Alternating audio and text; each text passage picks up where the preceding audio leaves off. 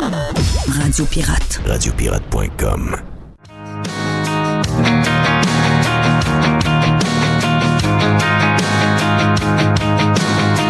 OK, bienvenue sur Jeff Liberté. On est là tout ensemble. On a fait le tour ce matin de plusieurs affaires. Mon ami Jerry, on a fait le Jerry Business Network que les gens auront un peu plus tard en version gratis pour les pirates cheap. Les autres en Prime l'ont déjà reçu, j'imagine. Et on a fait les radios Pirate News avec toutes sortes de sujets. Et depuis ce temps-là, il s'est passé déjà quelques affaires. On vient d'apprendre. Tu me dis qu'il y avait une réunion avec Donald Trump. À quelle heure? C'est une conférence de presse. À 13h. 13h. Ouais. Donc, conférence de presse, Donald Trump sur les tarifs. Les tarifs. Donc, on va voir qu'est-ce que Donald Trump va nous annoncer sur les tarifs d'aluminium et toutes les patentes. Écoutez bien, ça brasse. Mais est-ce que vous êtes... quel type vous êtes? C'est ça qu'il faut déterminer. Est-ce que vous êtes excité de par ce qui se passe? C'est drôle, hein? Je me sens mal.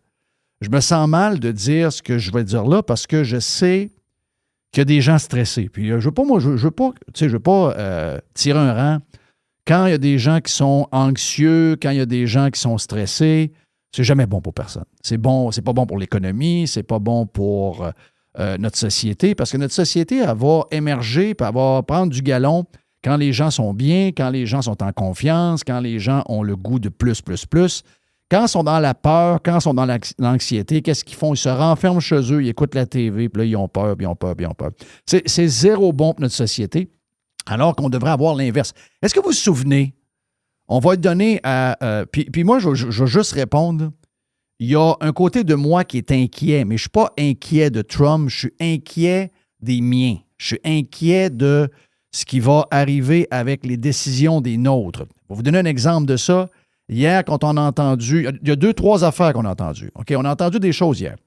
On a entendu François Legault qui est allé dire devant tout le monde qu'il était prêt à rajouter des tarifs par lui-même, c'est-à-dire de taxer les exportations. Ça, c'est une des idées les plus connes que vous avez jamais entendues de votre vie parce qu'il veut briser. Là, il n'y en a pas de problème. Les Américains vont acheter l'aluminium, ils vont la payer plus cher avec les tarifs qu'ils se sont imposés eux-mêmes, mais les Américains ont besoin d'aluminium, ils n'en produisent pas tant que ça et ils n'en achèteront pas ailleurs. Anyway, ailleurs, il y a des tarifs aussi. Donc, ils vont continuer d'acheter la nôtre. Donc, no blood jusqu'à maintenant. OK? S'il y a du sang quelque part, c'est quelque chose qui va mal quelque part. C'est la PME américaine. Ce sont les constructeurs d'auto américaines. C'est les gens qui ont besoin d'aluminium qui vont devoir ramasser une facture plus élevée sur la matière première qu'ils ont besoin et ils vont la refiler à leurs clients. Bon, est-ce qu'il y a des produits en aluminium américain qui vont venir au Canada plus cher? Sans doute que oui. OK? On dealera avec ça plus tard. Mais dans les faits, il n'y a pas de sang sur l'économie québécoise en ce moment. Parce qu'on a déjà eu cette game-là en 2019, 2018. Il y a déjà eu ce même genre de patente de 25 %-là. On était, je ne sais pas trop où, mais on n'a pas fait de cas bien avec ça. Et pourtant, c'est arrivé déjà il y a quelques années. Et là, ça arrive. Et là, c'est la grande panique. C'est la réaction à notre panique qui va nous faire plus mal. Et en plus que celui qui risque de devenir le prochain premier ministre du Canada, si on se fie au sondage, et si on se fie au fait que les Canadiens et les Québécois sont extrêmement dangereux avec un bulletin de vote, il est possible qu'ils votent pour quelqu'un de pire que Trudeau, c'est-à-dire Mark Carney, et ils vont probablement le mettre au pouvoir, à moins que ce soit une embellie de quelques semaines seulement. Mais ne sous-estimez pas les Canadiens et la manière que se comporte actuellement Pierre Poilievre, où il a l'air complètement perdu. Il est possible, il y a une possibilité. Et qu'est-ce que ce gars-là veut? Est-ce qu'il veut une élection rapide? Il y a des rumeurs que oui aujourd'hui. Ça dit, il y a peut-être une élection prévue avec un déclenchement le 10 mars. Moi, je ne crois pas bien. C'est dans un mois, ça. Moi, je n'y crois pas bien. Je pense qu'on a un gars qui a soif de pouvoir et qui veut l'exercer le plus rapidement possible. Il pense peut-être qu'il est en lune de miel, puis il se dit, garde, si c'est une lune de miel, je ne gagnerai pas l'élection anyway, même au mois de mars. Je vais exercer mon pouvoir le plus longtemps possible et on pourrait reporter l'élection 1 an plus tard que prévu, soit en 2025-2026. Et il y a juste à dire qu'on est en crise et il va pouvoir commencer à diriger le Canada sous forme de décret, et c'est lui-même qui l'a dit hier, OK? Donc, nous autres, on a soulevé ça hier ou avant-hier. On a soulevé l'idée que ça pourrait arriver. Il y a des gens qui nous ont dit « Ouais, mais ça se peut que non. Il y a tout intérêt à déclencher des élections rapidement s'il est en hausse. » Mais c'est pas ce qu'il a dit hier. Ce qu'il a dit, c'est que au besoin, le gouvernement canadien risque de se mettre en solution de crise économique, ce qui donnerait le pouvoir au gouvernement, même s'il est minoritaire, appuyé par le NPD et le Bloc. Ce gouvernement-là, en donnant des chèques aux entreprises, en donnant des chèques aux Canadiens, pourrait être au pouvoir pendant encore 1 an et demi, les amis. OK? Donc, moi, c'est de ça que j'ai peur. Mais le reste, si j'enlève ça, je regarde Trump, je regarde la patente, je regarde tout ce qu'il brasse dans le monde, je regarde comment le Hamas réagit, je regarde qu'il est en train de finir la guerre entre les Russes et l'Ukraine. Je vois que du positif. Il veut remettre Gaza. Personne n'aime le plan de Gaza, mais personne n'a un autre plan sur Gaza. Si vous avez d'autres plans, faites-le. Mais lui, au moins, il a un plan et il veut mettre ça beau, puis il veut que ce soit une place où on a nettoyé tous les problèmes pour pas qu'on recommence dans 5 ans avec la même démolition, la même guerre, la même ci, la même ça. Ça prend une décision où on ne répétera pas les mêmes erreurs qu'on fait depuis à peu près 40 ans. Donc, au moins, il amène une solution. Lui, c'est un gars de solution, c'est un gars de deal, c'est un gars de solution. Moi, je vois que des opportunités, OK? Je vois une tonne d'opportunités et je suis excité de voir ce qui arrive en ce moment. Comment ça va finir pour nous autres? François Legault lui-même le dit. Le Québec ne sera jamais plus pareil. OK? Le Québec n'aura plus jamais, ce ne sera plus jamais le même Québec. Lui, il ne voit pas la même fin que moi. Mais moi, je la vois différente. Mais on a une idée déjà vers où on s'en va avec l'arrivée de Trump et du futur. Si je vous avais posé la question aux Québécois, aux Canadiens, il y a 3 semaines, est-ce que vous êtes pour le projet GNL Québec? Si on posait la question aux Québécois, probablement que 35-40 diraient « Oui, je suis pour ». Les gens au Saguenay seraient pour à la hauteur de 80 c'est chez eux. Mais le reste du Québec, influencé par les médias québécois qui sont toujours dans le champ avec la gang du plateau Mont-Royal, eh bien, on réussira à convaincre les Québécois que non, c'est pas nécessaire, pas besoin. Trump arrive. On voit qu'on est très fragile. On n'a pas d'autonomie énergétique tant que ça. On en a moins qu'on le pensait. Il y a des tuyaux qui devraient passer chez nous, qui passent par en dessous pour remonter chez nous. Là, on se dit, wow, on ne savait pas ça. Et là, on repose la question 3 semaines plus tard. Et 61 des gens disent, on est pour le projet GNL Québec. Wow! Incroyable. Ça a bien changé. Ça a changé en 3 semaines. Et là, tout le monde est surpris. La presse dit, étonnamment, c'est le titre de la presse. Ça, c'est une forme de commentaire éditorial dans la nouvelle. On les connaît. Mais étonnamment, le Québec est pour GNL Québec. Là, c'est la même chose à Radio-Canada. Ah, c'est surprenant, ça. C'est zéro surprenant. C'est zéro surprenant. Ça aurait dû être ces chiffres-là. Puis, attends un peu. Si vous regardez les chiffres, il y a même un 18 de gens qui se posent la question. Allez chercher un 7-8 de ça, et vous avez maintenant 70 des gens qui sont pour. Donc, si vous me demandez si je suis quelqu'un de bullish sur le Québec, je le suis. Je ne sais pas de quelle manière. Est-ce qu'on sera... Je sais que Jerry veut commander sa calotte 51e état sur Amazon. Oui. Mais... je la trouve belle. La réalité, c'est que on a un futur qui est pas mal plus bright qu'on pense. Est-ce qu'on sera un genre de Écosse avec les États américains? Il y a plusieurs Québécois qui ne veulent pas, mais dans le fond, c'est peut-être pas nous autres qui va décider tant que ça. C'est la réalité économique qui va faire qu'on n'aura pas le choix d'avoir une alliance. Moi, je suis très, très confiant. Moi, je suis tout l'inverse de ce que Harper nous a dit hier. Moi, je suis tout l'inverse de ça. Moi, je pense que le Québec vient de se donner un grand coup de pied dans le cul et que le Québec va bien réagir. Premièrement, ceux qui braillent, ceux qui écoutent la TV à longueur de journée, il leur reste 5 à 10 ans après ça, sont partis. OK, ça, c'est la bonne nouvelle. Donc, eux autres sont partis. Donc, on va pouvoir, à partir de là, faire un autre Québec que le leur et on va prendre les opportunités qui vont arriver devant nous autres puis on va faire quelque chose d'extraordinaire. Et ça veut dire quoi? Bien, ça veut dire de développer nos barrages, ça veut dire de développer notre gaz, ça veut dire de diminuer la grosseur de l'État, de baisser les impôts des entreprises, de baisser les impôts des particuliers, d'y aller avec un Doge Québec pour enlever toutes les dépenses folles qu'on a à travers le gouvernement et tout ça, de privatiser la santé, de libéraliser l'économie, donc d'enlever tous les tarifs, les barrières économiques que nous avons. Donc, il y a quelque chose d'extraordinaire qui s'en vient. Et quand on aura dans 10-15 ans les résultats de ça, puis on va dire, le Québec n'a jamais été aussi performant, on va devoir Puis les vieux qui sont en panique devant Trump seront morts depuis 5-10 ans. Mais on va devoir remercier Trump de nous avoir shaké le pommier. Là. C'est ça qu'il a fait. Mais moi, je suis tout le contraire de Stephen Harper. Moi, la solution que devait m'amener, là, le package, je le connais pas.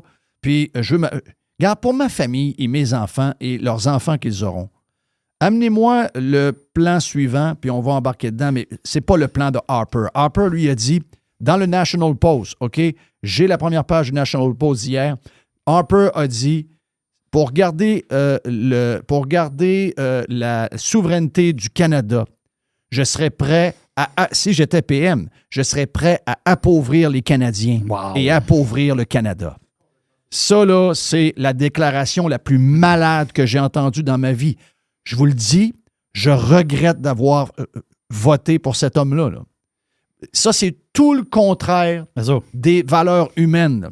Un chômage à 15 %, la pièce à 50 cents, la déroute totale, mais c'est pas grave, on est encore Canadien et on a un flag. Exact.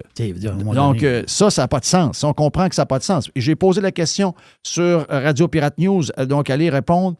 Vous allez voir le résultat. Je ne vais pas vous le donner parce qu'il reste encore plusieurs heures au sondage.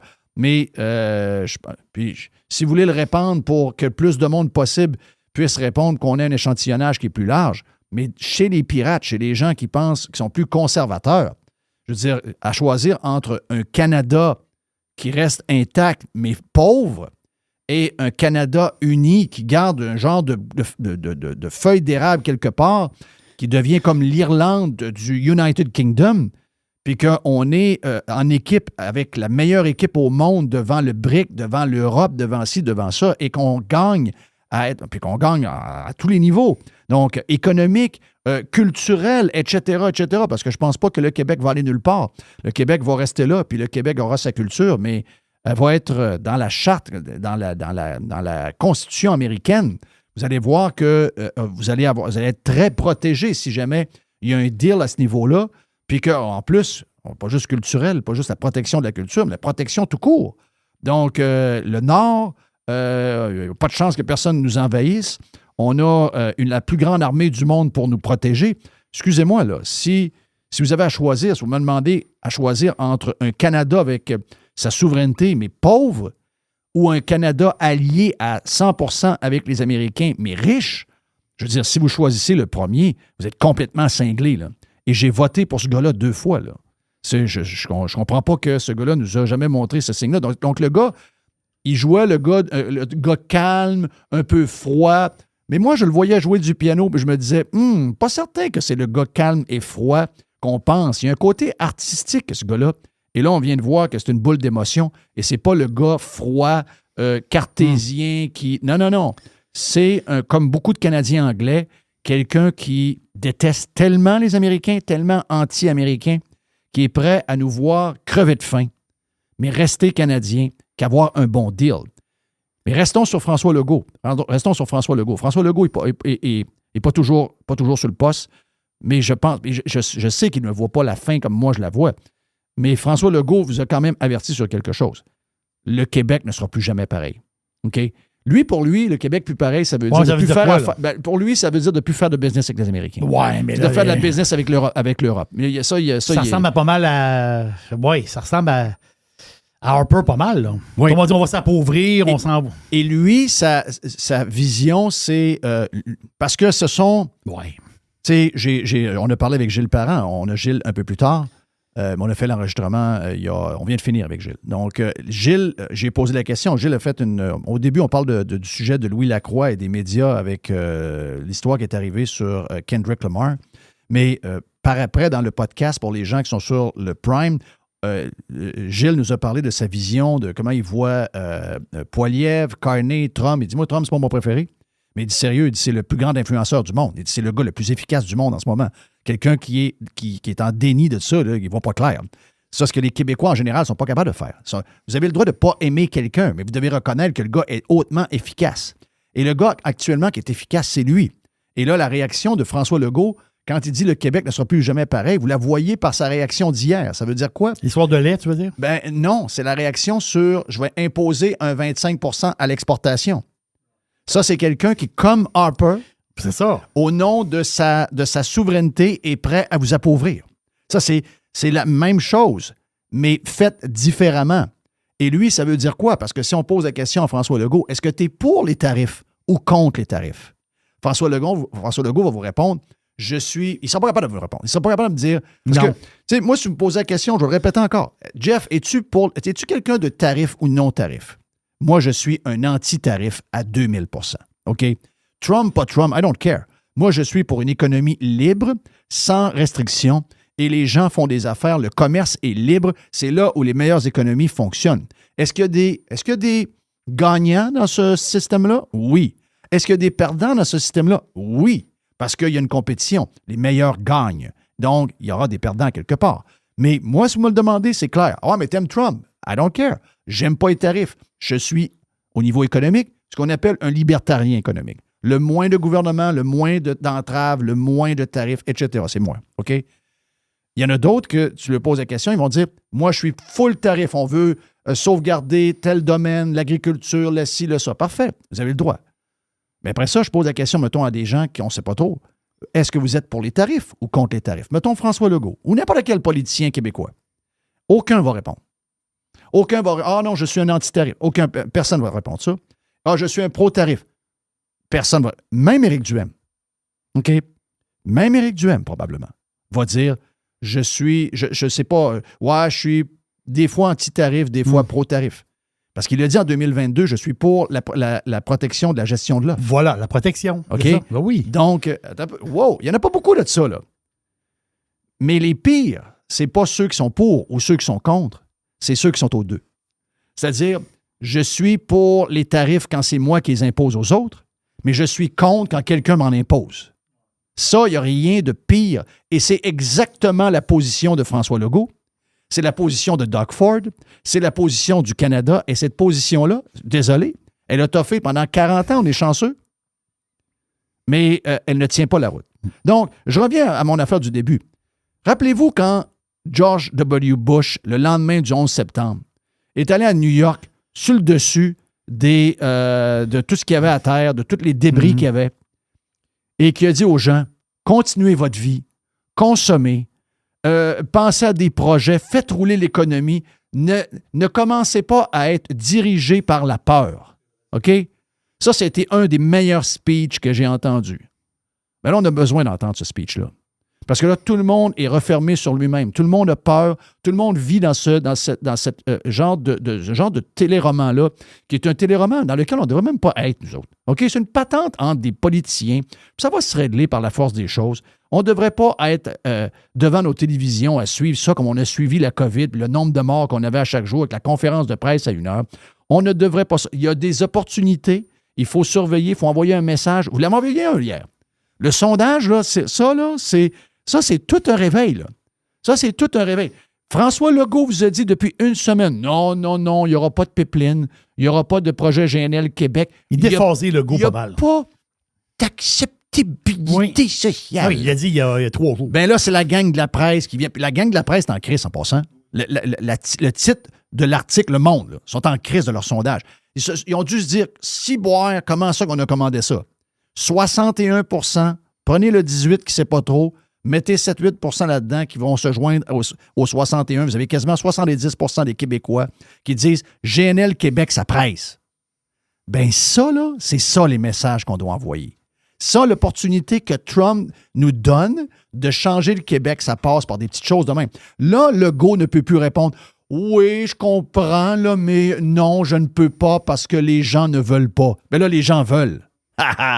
Les gens veulent. Donc, si vous me demandez si je suis bullish, je suis full bullish. Si j'ai quelque chose à vous dire, puis essayez de répandre ça à des gens qui sont peut-être apeurés ou par les médias et toute l'histoire qui est montée en épingle parce que ça fait plaisir. Il y a une femme de LCN qui l'a dit en passant. C'est ça. Elle n'a pas été capable de se retenir. Elle a dit, nous, elle dit, les codes d'écoute augmentent, hein, puis elle dit, sur nos réseaux Internet, beaucoup de gens, beaucoup de plus de clics. Elle a dit, la fille de TVA, là. Donc, pour eux autres, ils jouent avec vous pour avoir de la business. Ils vont mousser la peur pour essayer d'avoir plus de clics et plus de codes d'écoute, comme ils ont fait pendant la COVID. Sincèrement, c'est dégueulasse. La réalité, c'est qu'on devrait être up, on devrait être éveillé, on devrait être craqué, on devrait pousser nos gouvernements à faire plus pour que justement on soit capable. Regarde, on y va, on prend l'avant. On dit, nous autres, là, on veut le rencontrer, Trump. OK, on va établir un contact avec, je ne sais pas trop qui, on va peut-être parler à Mr. Wonderful. Hey, dis, c'est quoi qu'il veut? D'autres, on n'en veut plus de tarifs. D'autres, le Québec, là, on est bon. On veut faire affaire avec les Américains. On veut que les Américains viennent ici, venir investir dans nos patentes. Il n'y a aucun problème. On va gagner avec tout le monde ensemble. On arrête de jouer au peureux. On arrête de protéger notre petit bout-là, puis notre petit bout-là. Côté positif. Oui, il faut jouer positif. La manière qu'on se comporte. Hier, c'était triste, là. Sérieusement, c'était très triste de voir François Legault à Washington. Faisait pitié un peu. Legault, il devrait relire son livre. Oui, François, Frank, arrête de lire des livres poches. Ah oui. Relis ton livre. Relis le tien. Exactement. Donc, voilà ce que j'aimerais vous dire. Restez positif. Il y a de grandes affaires qui s'en viennent. Ce sondage-là est extraordinaire. Ça montre qu'on vient de sortir de nos pantoufles. On se laissait traîner un peu, là. T'sais, on était embarqué dans un trailer avec le pick-up américain. Là, maintenant, on prend notre destinée, on brasse la cage et on gagne. Let's go! Hey, let's do it!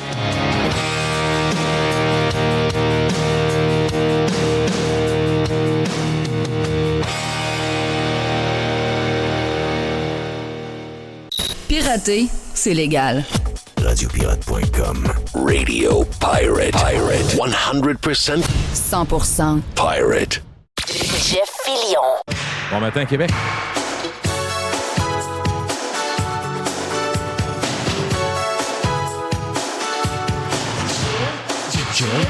Jill. Avec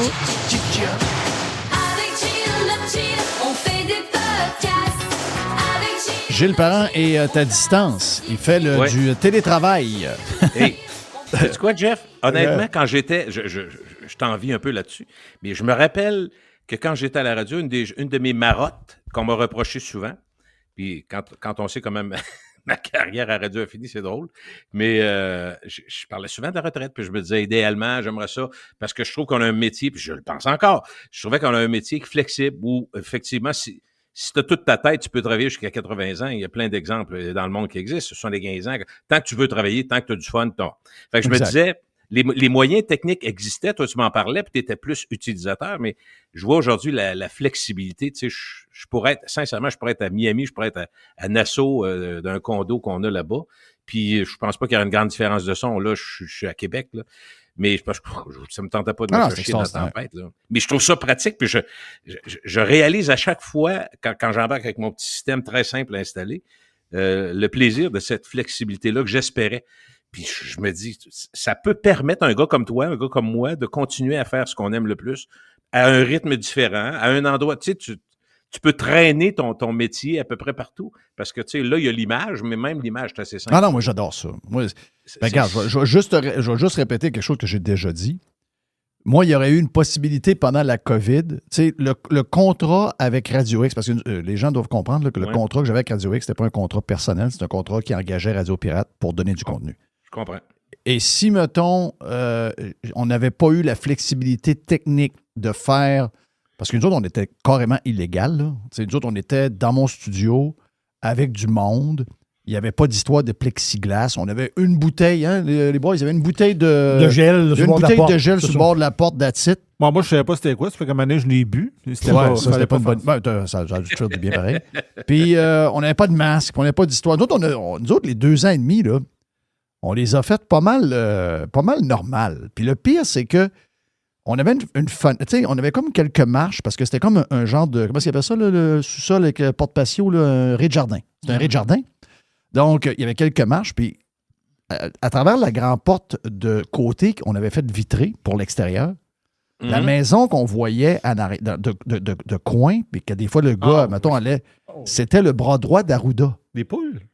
La première conférence sur la COVID de la part de la santé publique, c'est mon voisin qui l'a fait parce qu'Arruda était dans une patente quelque part en Afrique. Au Maroc. Il était au Maroc, oui, c'est je ça. me rappelle de ça. Donc, les premières conférences, c'est mon voisin Yves, qui était le bras droit de Arrucio Arruda, qui l'a fait. Il est médecin de formation. Là. Donc, là, je me disais tout le temps, ouais, on joue avec le feu pas mal.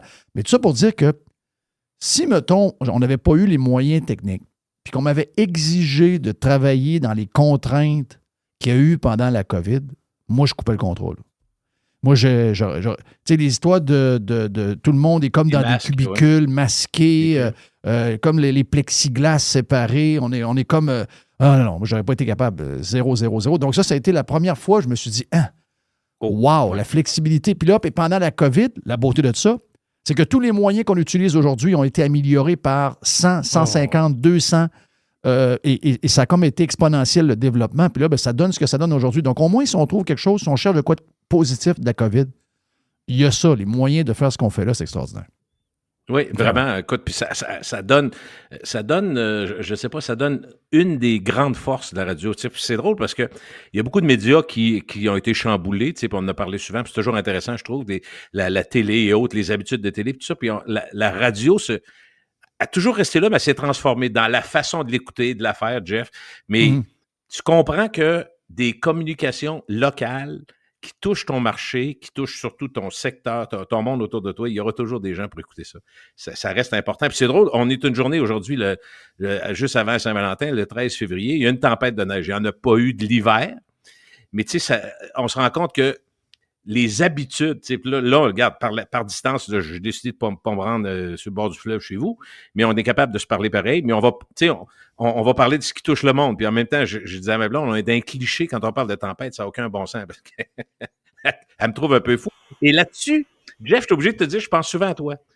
Parce que je peux pas l'expliquer, puis ça n'a aucune importance. Tu sais, quand tu m'as appris que souvent le soir, tu allais, toi, dans le temps, à l'aréna, voir le gars qui passe à la machine, j'ai jamais de ma vie entendu quelqu'un faire ça à part moi.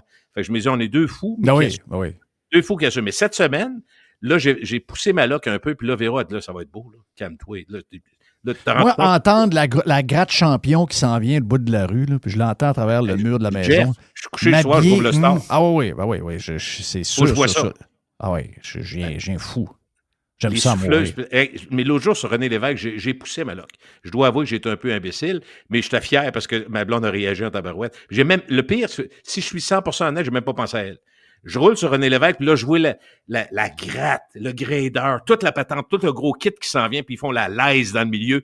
Là, j'ai dit ils ont dû sortir la grosse souffleuse. Puis là, c'est des camions longs de 150 000 pieds en arrière avec des astis d'éridelles parce qu'ils veulent ça coûte cher, puis ça pèse beaucoup. Fait que je me tasse. Je me tasse sur le bord pour voir passer ça. Là, Véra, tu t'arrêtes. Pourquoi? Qu'est-ce qu'il y a? T'as-tu un flat? T'as-tu un problème avec le... Non. Non, je regarde la gratte passer. Je veux voir la souffleuse passer. Oui. Elle dit, là, tu me niaises. Non. Ben non. Ben non. Non. Ben non. J'ai dit, il passe à côté. C'est incroyable. Alors, moi, j'adorais ça. Mon chum le blond est décédé aujourd'hui. Mon chum le blond, lui, passait les petites chaînes là, de trottoir. Là. Les petites chenillettes. Oui, petites chenillettes de trottoir. Oui, il faisait ça pour Fernand Gilbert au Saguenay, qui était sous-traitant de la ville. Puis, ça avance vite, pareil. Ça va vite. Mon chum le blond, il était tout le temps avec un petit beeper. Puis à un moment donné, on était d'un bar, puis il ne prévoyait pas de neige. Tu sais, des fois, ça arrive, ça, qu'il ne prévoit pas de neige, puis il tombe un genre de blasse de neige là, de 3, 4, 5 cm. Là, il est dans genre 2h30 du matin. Puis, il se fait caler. Il se fait caler. Il dit, il neige-tu? On sort dehors. Ben oui, il a tombé un genre de 2-3 pouces. Vite. Il dit, je suis calé, il faut que j'aille passer. Mais il était magané à tabarnache. Il a passé... en tout cas, c'est ce que... comment s'appelait notre chum qui était... Il n'y a pas de cruise là-dessus, Jerry? Y a-tu un cruise là-dessus? Il n'y a pas de cruise. Il n'y a pas de cruise, mais... Y a-tu accroché quelque chose? Non, mais il a passé sur 2 kilomètres juste les chenilles. La gratte était dans les airs. Il grattait la gratte des airs. C'était notre chum qui était le genre de foreman pour... Okay. Puis là, il essayait de rejoindre parce que il n'y a pas de cellulaire, là. Là, t'essayes, tu cries sur le genre de petit beeper vocal. Mais là, t'as le chant. Là, baisse ta gratte. Il dit, crie, j'arrêtais pas d'y dire. Il y avait la gratte dans les airs. Mais il était bien chaud. C'était chaud. C'était chaud. Donc, regarde, je pense une pensée pour mon chum le blond qui était en haut. Puis, mais je me rappelle que... Voyons, comment c'était quoi le nom? C'était son voisin d'en face, Joël Levert, qui était... Puis lui, de temps en temps, il chauffait aussi les grattes. Tu sais, la gratte avec... Pas la gratte champion, mais lui, il avait la gratte avec la sableuse en arrière. OK, en arrière, la grosse saleuse, la grosse salope en arrière. La saleuse, oui, c'est ça. Puis la grosse gratte en avant. Puis de temps en temps, il nous embarquait. Hey, ça, j'aimais ça en tabarnache. Ah oui, ça, là, j'ai pas réalisé ce rêve-là. Non, j'aurais aimé ça aussi. Puis je veux saluer mon chum Sylvain qui fait des greens de golf pour nous autres puis qui a une compagnie de terrassement. J'ai chauffé la première fois mon 10 roues il y a l'été passé. Donc, j'ai fait de l'appel mécanique, des patentes, plein de sortes de crises de patentes, mais j'avais jamais chauffé un 10 roues. Un 10 roues, c'est une histoire, là. Parce que t'as les breaks. Faut pas que tu pompes trop tes breaks, c'est des breaks à l'air. Donc, mettons que tu t'en vas, un moment donné, je m'en vais dans une place, au bout de la rue, parce que j'étais serré pour me reculer, puis me remettre douette, puis tu sais. Mais là, c'est des coups de break. Là, chaque fois que tu donnes un coup de break, il y a de l'air qui sort, puis tout. Faut que tu fasses attention, parce que si tu perds tout ton power, tu vas manquer de break. Mais ça paraît niaiseux à conduire un 10 roues, là. Mais c'est un job, là. Une vraie job, là. On voit des bonhommes de 75 ans qui en conduisent encore à la retraite, puis tout, là. Les gars sont sharp, là. Puis il embarque là-dedans, puis c'est juste, ils regardent. Ils font ça depuis toujours. Ils n'ont pas de problème avec ça. Mais oui, c'est ça. Ils sont vraiment habitués. Mais tu sais, quand je te voyais, je me rappelle d'avoir vu des photos quand vous étiez en train de bâtir le long du fleuve il y a une couple d'années, maximum. Je te voyais assis dans une petite pelle un peu plus petite, là, pour brasser ton terrain. Je me disais, Christy, qui doit être heureux. Puis là, il y a des gens qui vont dire, voyons, c'est ce qu'il fait là. Il n'y a pas d'argent, il n'est pas capable de payer. Non, ça n'a rien à voir. J'ai dit, moi j'ai tout compris. Je disais à ma blonde, je comprends. C'est un trip. C'est comme le gars qui s'en va en 4 roues ou la fille qui prend sa motocross pour aller s'énerver dans un pit, ça s'explique pas. C'est un plaisir. J'ai une terre à travailler, là. Puis là, j'ai vu l'appel mécanique. Notre chum Denis là, du casse-croûte de Neuville. Là. Oui. Il y a une pelle, une Bobcat, pareil comme j'ai opéré, la même modèle, la même grosseur, tout. Elle est dans le coin de son garage, ça fait 2 ans, il fait rien avec ça. J'ai dit à un moment donné, Denis, il va tout bien. Jeff, t'as vu-tu ma pelle? Je sais pas trop, je sais pas ce qu'il fait avec ça. Mais moi, je n'aurais besoin cet été, je peux te le dire, pas à peu près. T'as des projets là, pour l'été 2025? Je veux me mettre propre, là. Je veux mettre ça propre. Je veux faire ça propre, là. J'ai un beau terrain. Ta blonde va te dire, commence par enlever ta chemise, tu vas être propre. Ouais. Ma blonde a trouvé que ma chemise est laide. Mais ma fille me dit que ma chemise était écœurante. Elle m'a dit, on prend la fille, on n'a pas le choix. Il y a des jeunes, la fashionista. Je ne sais pas ce que ça veut dire, fashionista. Comment? Fashionista. Fashionista. Fashionista. OK, fashionista. OK, wow. OK. Là, on m'a dit, t'es fashionista. Ah oui. J'ai dit, wow. Ta mère m'a dit que j'avais l'air d'un gros porc, puis que ma chemise était laide, puis que j'avais l'air d'avoir des boules, parce que j'ai comme deux poches. Des poches un peu surélevées, là, oui. Ouais, j'ai pas de boules. Elle m'a dit, là, on dirait que t'as des boules. Non, mais j'ai dit, je suis bien dedans, elle est chaude, là. C'est une journée de tempête. Moi, je l'adore. C'est une gape. En haut de 50 ans, on peut choisir quelque chose qu'on aime, je sais pas. Ben oui, mais c'est une belle gape en plus. Je l'ai pris chez Sam's Club. Moi, je m'habille chez Sam's Club. Je m'habille chez Sam's Club l'hiver, puis chez Costco l'été. Ouais. Donc, c'est là que je m'habille. Je veux que je fasse. Hey, j'ai entendu dire que vous aviez parlé des casquettes, puis moi, ça m'a attiré. 51e État, là, le Canada, des casquettes. Oui, bien, Jerry veut se commander une casquette 51e État. Moi, je trouve que c'est le genre de casquette pour faire...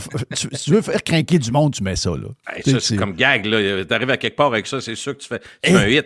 Moi, je suis allé voir sur le panier bleu, puis c'était marqué 51, mais c'était 51e vente depuis 4 ans. Hey, il faut que je te parle de quelque chose avant que tu tombes dans tes sujets. Vas-y. Parce que c'est une compagnie que tu connais bien. On en a parlé dans la version de Radio Pirate News, mais là, on est pour tout le monde. Tous les Pirates Chiefs sont là. Radio Pirate News, c'est juste pour les membres. Là, c'est live, là? Là, on est live. Et j'en ai parlé tôt ce matin, mais excuse-moi, l'histoire à Louis Lacroix, là, je veux dire, ça n'a aucun sens, cette affaire-là. Cogeco? Cogeco, tu sais, je me mets dans la peau des employés. Je pourrais tous les nommer, là, ceux de Québec et ceux de Montréal, mais excusez-moi, vous êtes dû pour brasser la patente, là. Parce que vous ne pouvez pas travailler dans une compagnie qui va vous tasser le même à tout bout de champ pour des crises de conneries. Ça veut dire qu'à chaque fois que vous ouvrez le micro, tu sais, le monde ordinaire ne comprenne pas, là, probablement, mais je vais essayer de l'expliquer. Là. Nous autres, il faut qu'on soit le plus lousse possible parce que c'est déjà dur. Hein? Il y a déjà des affaires qu'il faut faire attention. Il y a des contraintes. Il y a des contraintes en masse. Il y a certaines contraintes. Il y a des codes de déontologie.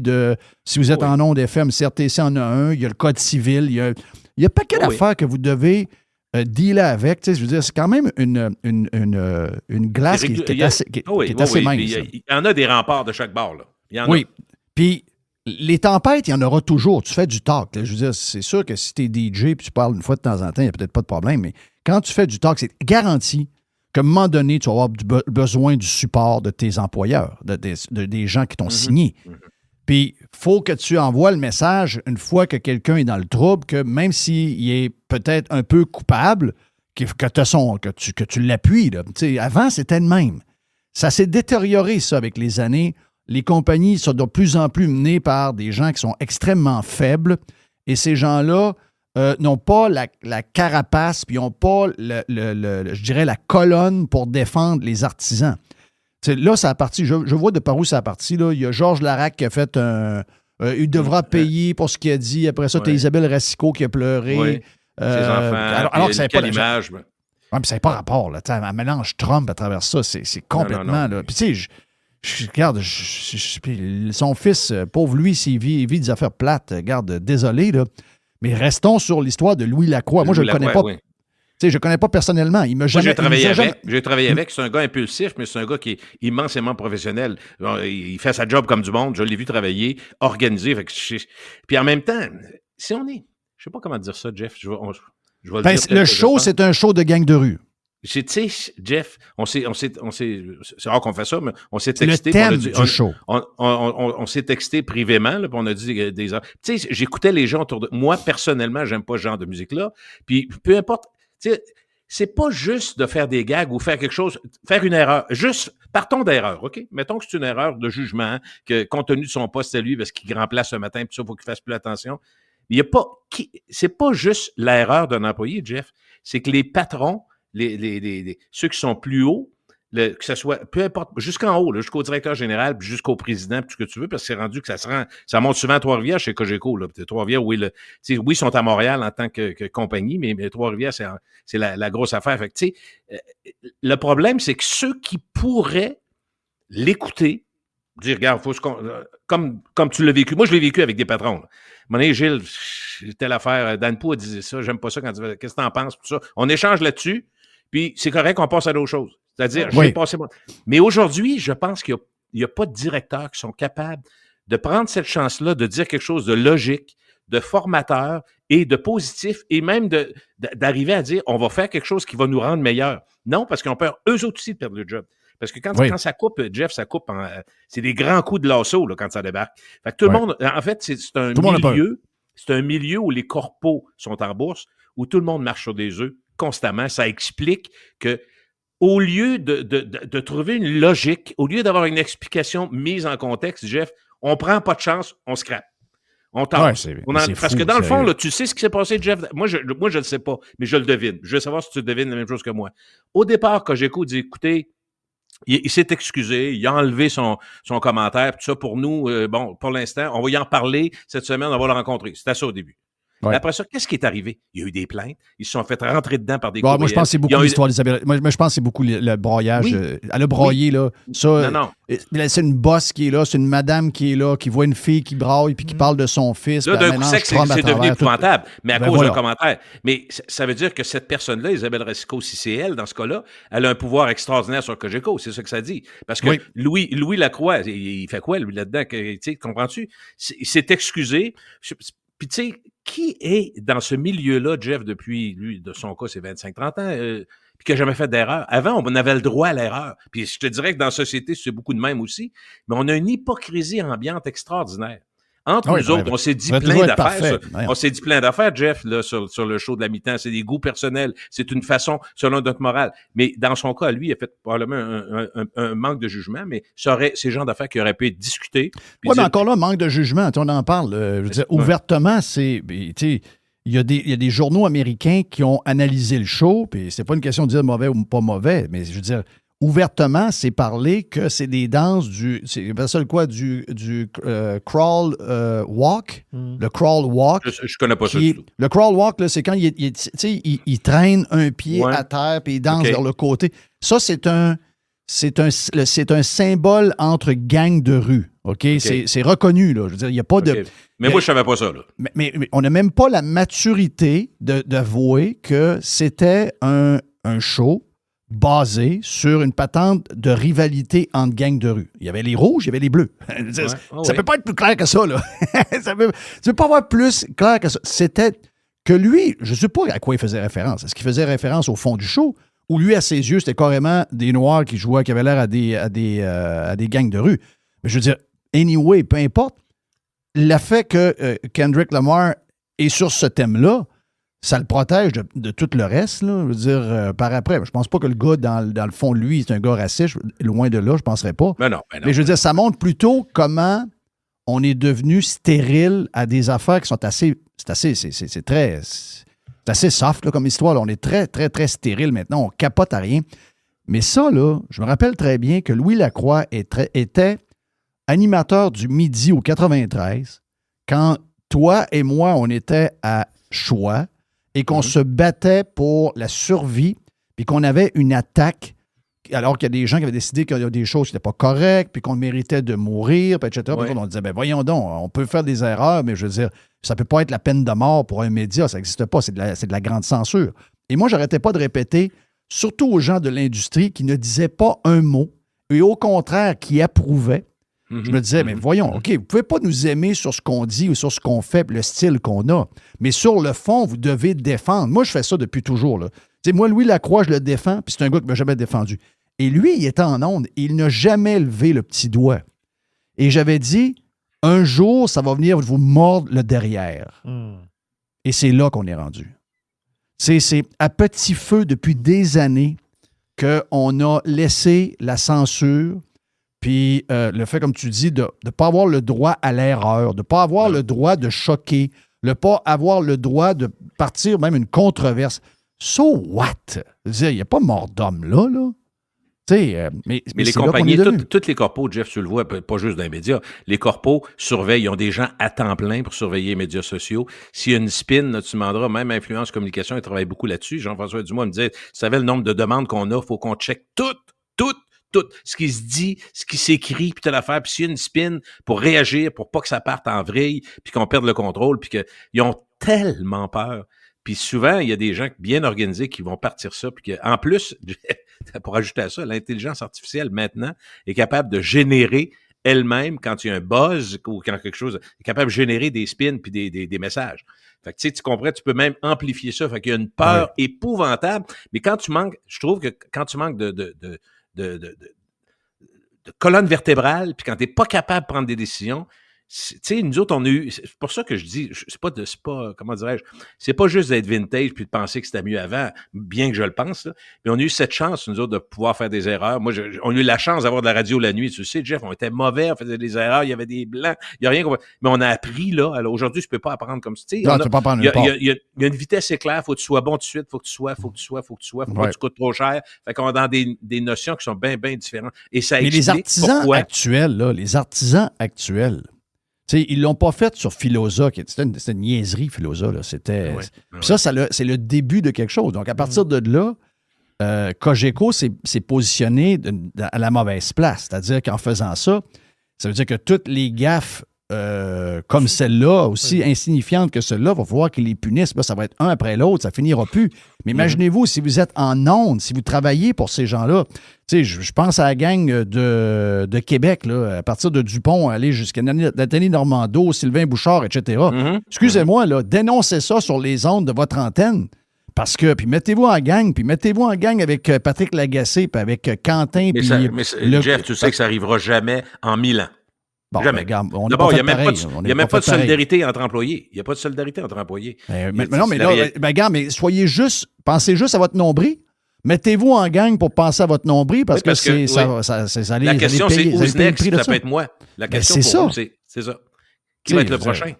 Moi, une chose est sûre. Cogeco me ferait une offre, c'est non. Moi, je ne peux pas aller travailler dans une place de même. Je ne peux pas travailler dans une place de même qui plante ses employés sur la place publique de cette manière-là.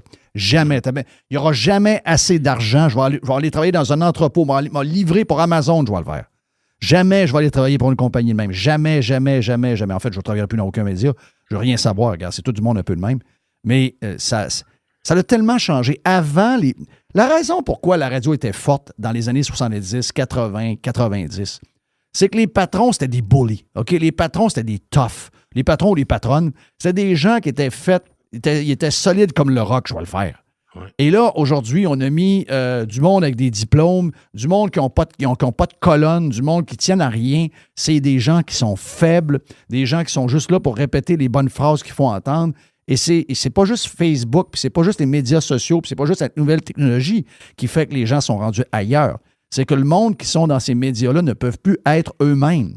Ils sont dans un monde qui est hyper aseptisé et sont incapables d'être naturels. Puis les gens, ce qu'ils cherchent, c'est des gens qui ne sont pas comme des robots. Ce sont des gens qui sont des humains. Puis les humains, ils disent des fois des niaiseries, ils disent des choses qui sont aberrantes, puis ils disent des choses qui peuvent devenir des controverses, puis des fois aussi, ils peuvent faire des erreurs.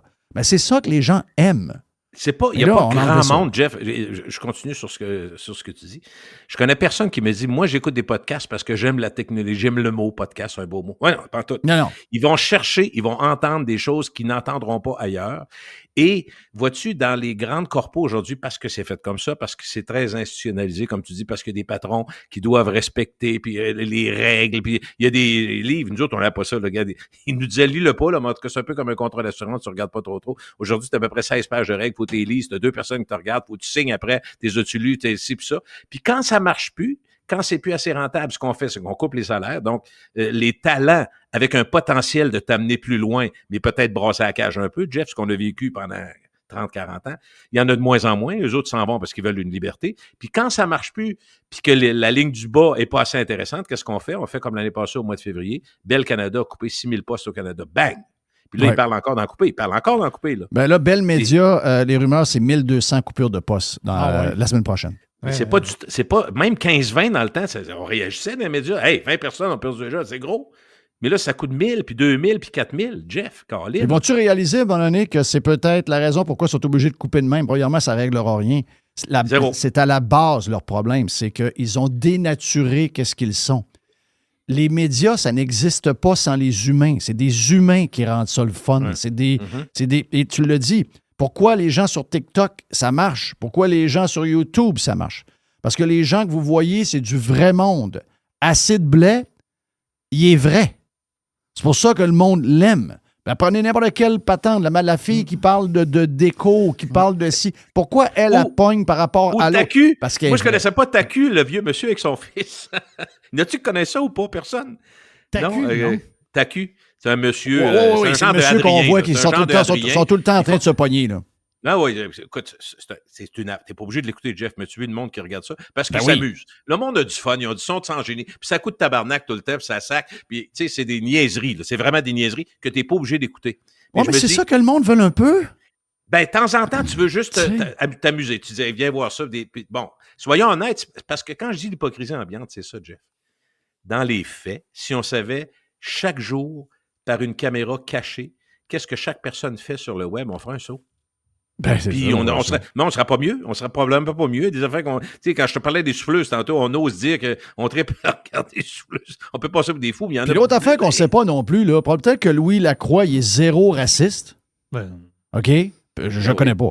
Peut-être qu'il est zéro raciste, puis la personne qui vient de le rétrograder et de le mettre en pénitence, que si on était capable d'avoir un genre de détecteur de mensonges ou de valeurs, on verrait qu'elle est 10 fois plus raciste que lui. Tu sais, tu comprends? Dans ce temps-là, c'est pas ce que tu penses, c'est ce que tu es, c'est ce que tu dis, c'est ce que tu fais. Dans le fond, ils te demandent de faire ça, ils te demandent de dire ça, mais tu n'es pas toi-même. Dans le fond, dans le cas d'un directeur, tu es le porte-parole d'une compagnie qui veut pas que ça brasse, qui veut pas qu'on challenge l'image. Tu sais, c'est ça, Jeff, aujourd'hui. En tout cas, moi, je te le dis, là, Cogeco, pour moi, là, c'est une très mauvaise compagnie. C'est très mauvais pour la liberté d'expression. C'est très mauvais. Je veux dire, c'est honteux. Excusez-moi, là, c'est vraiment honteux comme entreprise. Je ne sais pas comment les artisans qui sont là, vous faites pour travailler pour ces gens-là. Ils n'attendent qu'une chose, c'est vous stabber puis vous insulter sa place publique pour des commentaires qui sont insignifiants. Vous ne pouvez pas travailler pour des gens de même. C'est pas des gens sérieux, ce monde-là. Mais il n'y aura pas de... Personne ne va monter aux barricades pour ça, Jeff, ça, c'est sûr. Ben ça, c'est encore plus triste. Ben voilà pour Gilles Parent. Gilles Parent, mais plus de Gilles sur la version Prime, comme d'habitude. Gilles à tous les jeudis. Il y a ses propres podcasts également sur Spotify et toutes les applications.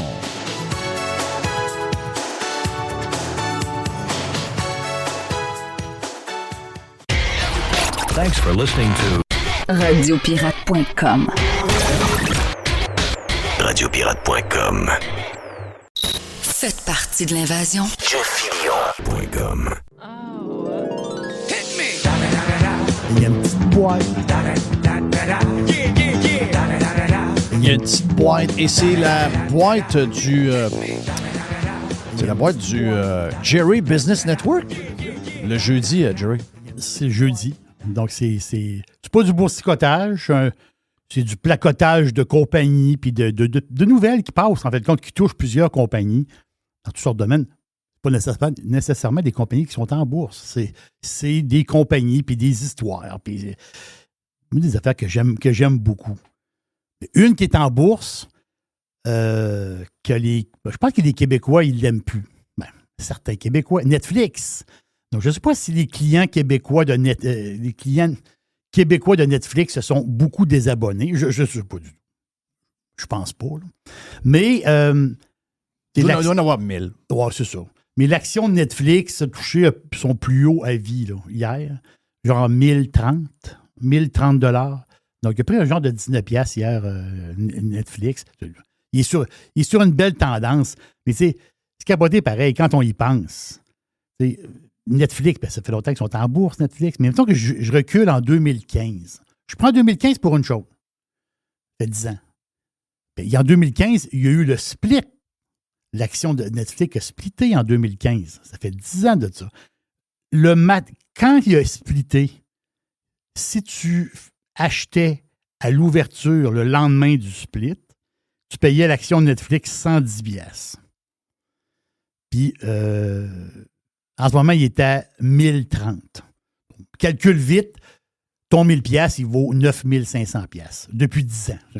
Mais là, Bravo Netflix! C'est ça, mais là, je ne vais pas en arrière. Ceux qui sont dans Netflix encore plus longtemps, eux autres, ils passent la gratte pas à peu près. Eux autres, by the way, ils ne travaillent plus et ils sont peut-être sur une île quelque part. Mais l'affaire, c'est que Netflix, il y a beaucoup de nouvelles, il y a toutes sortes d'affaires sur Netflix qui brassent.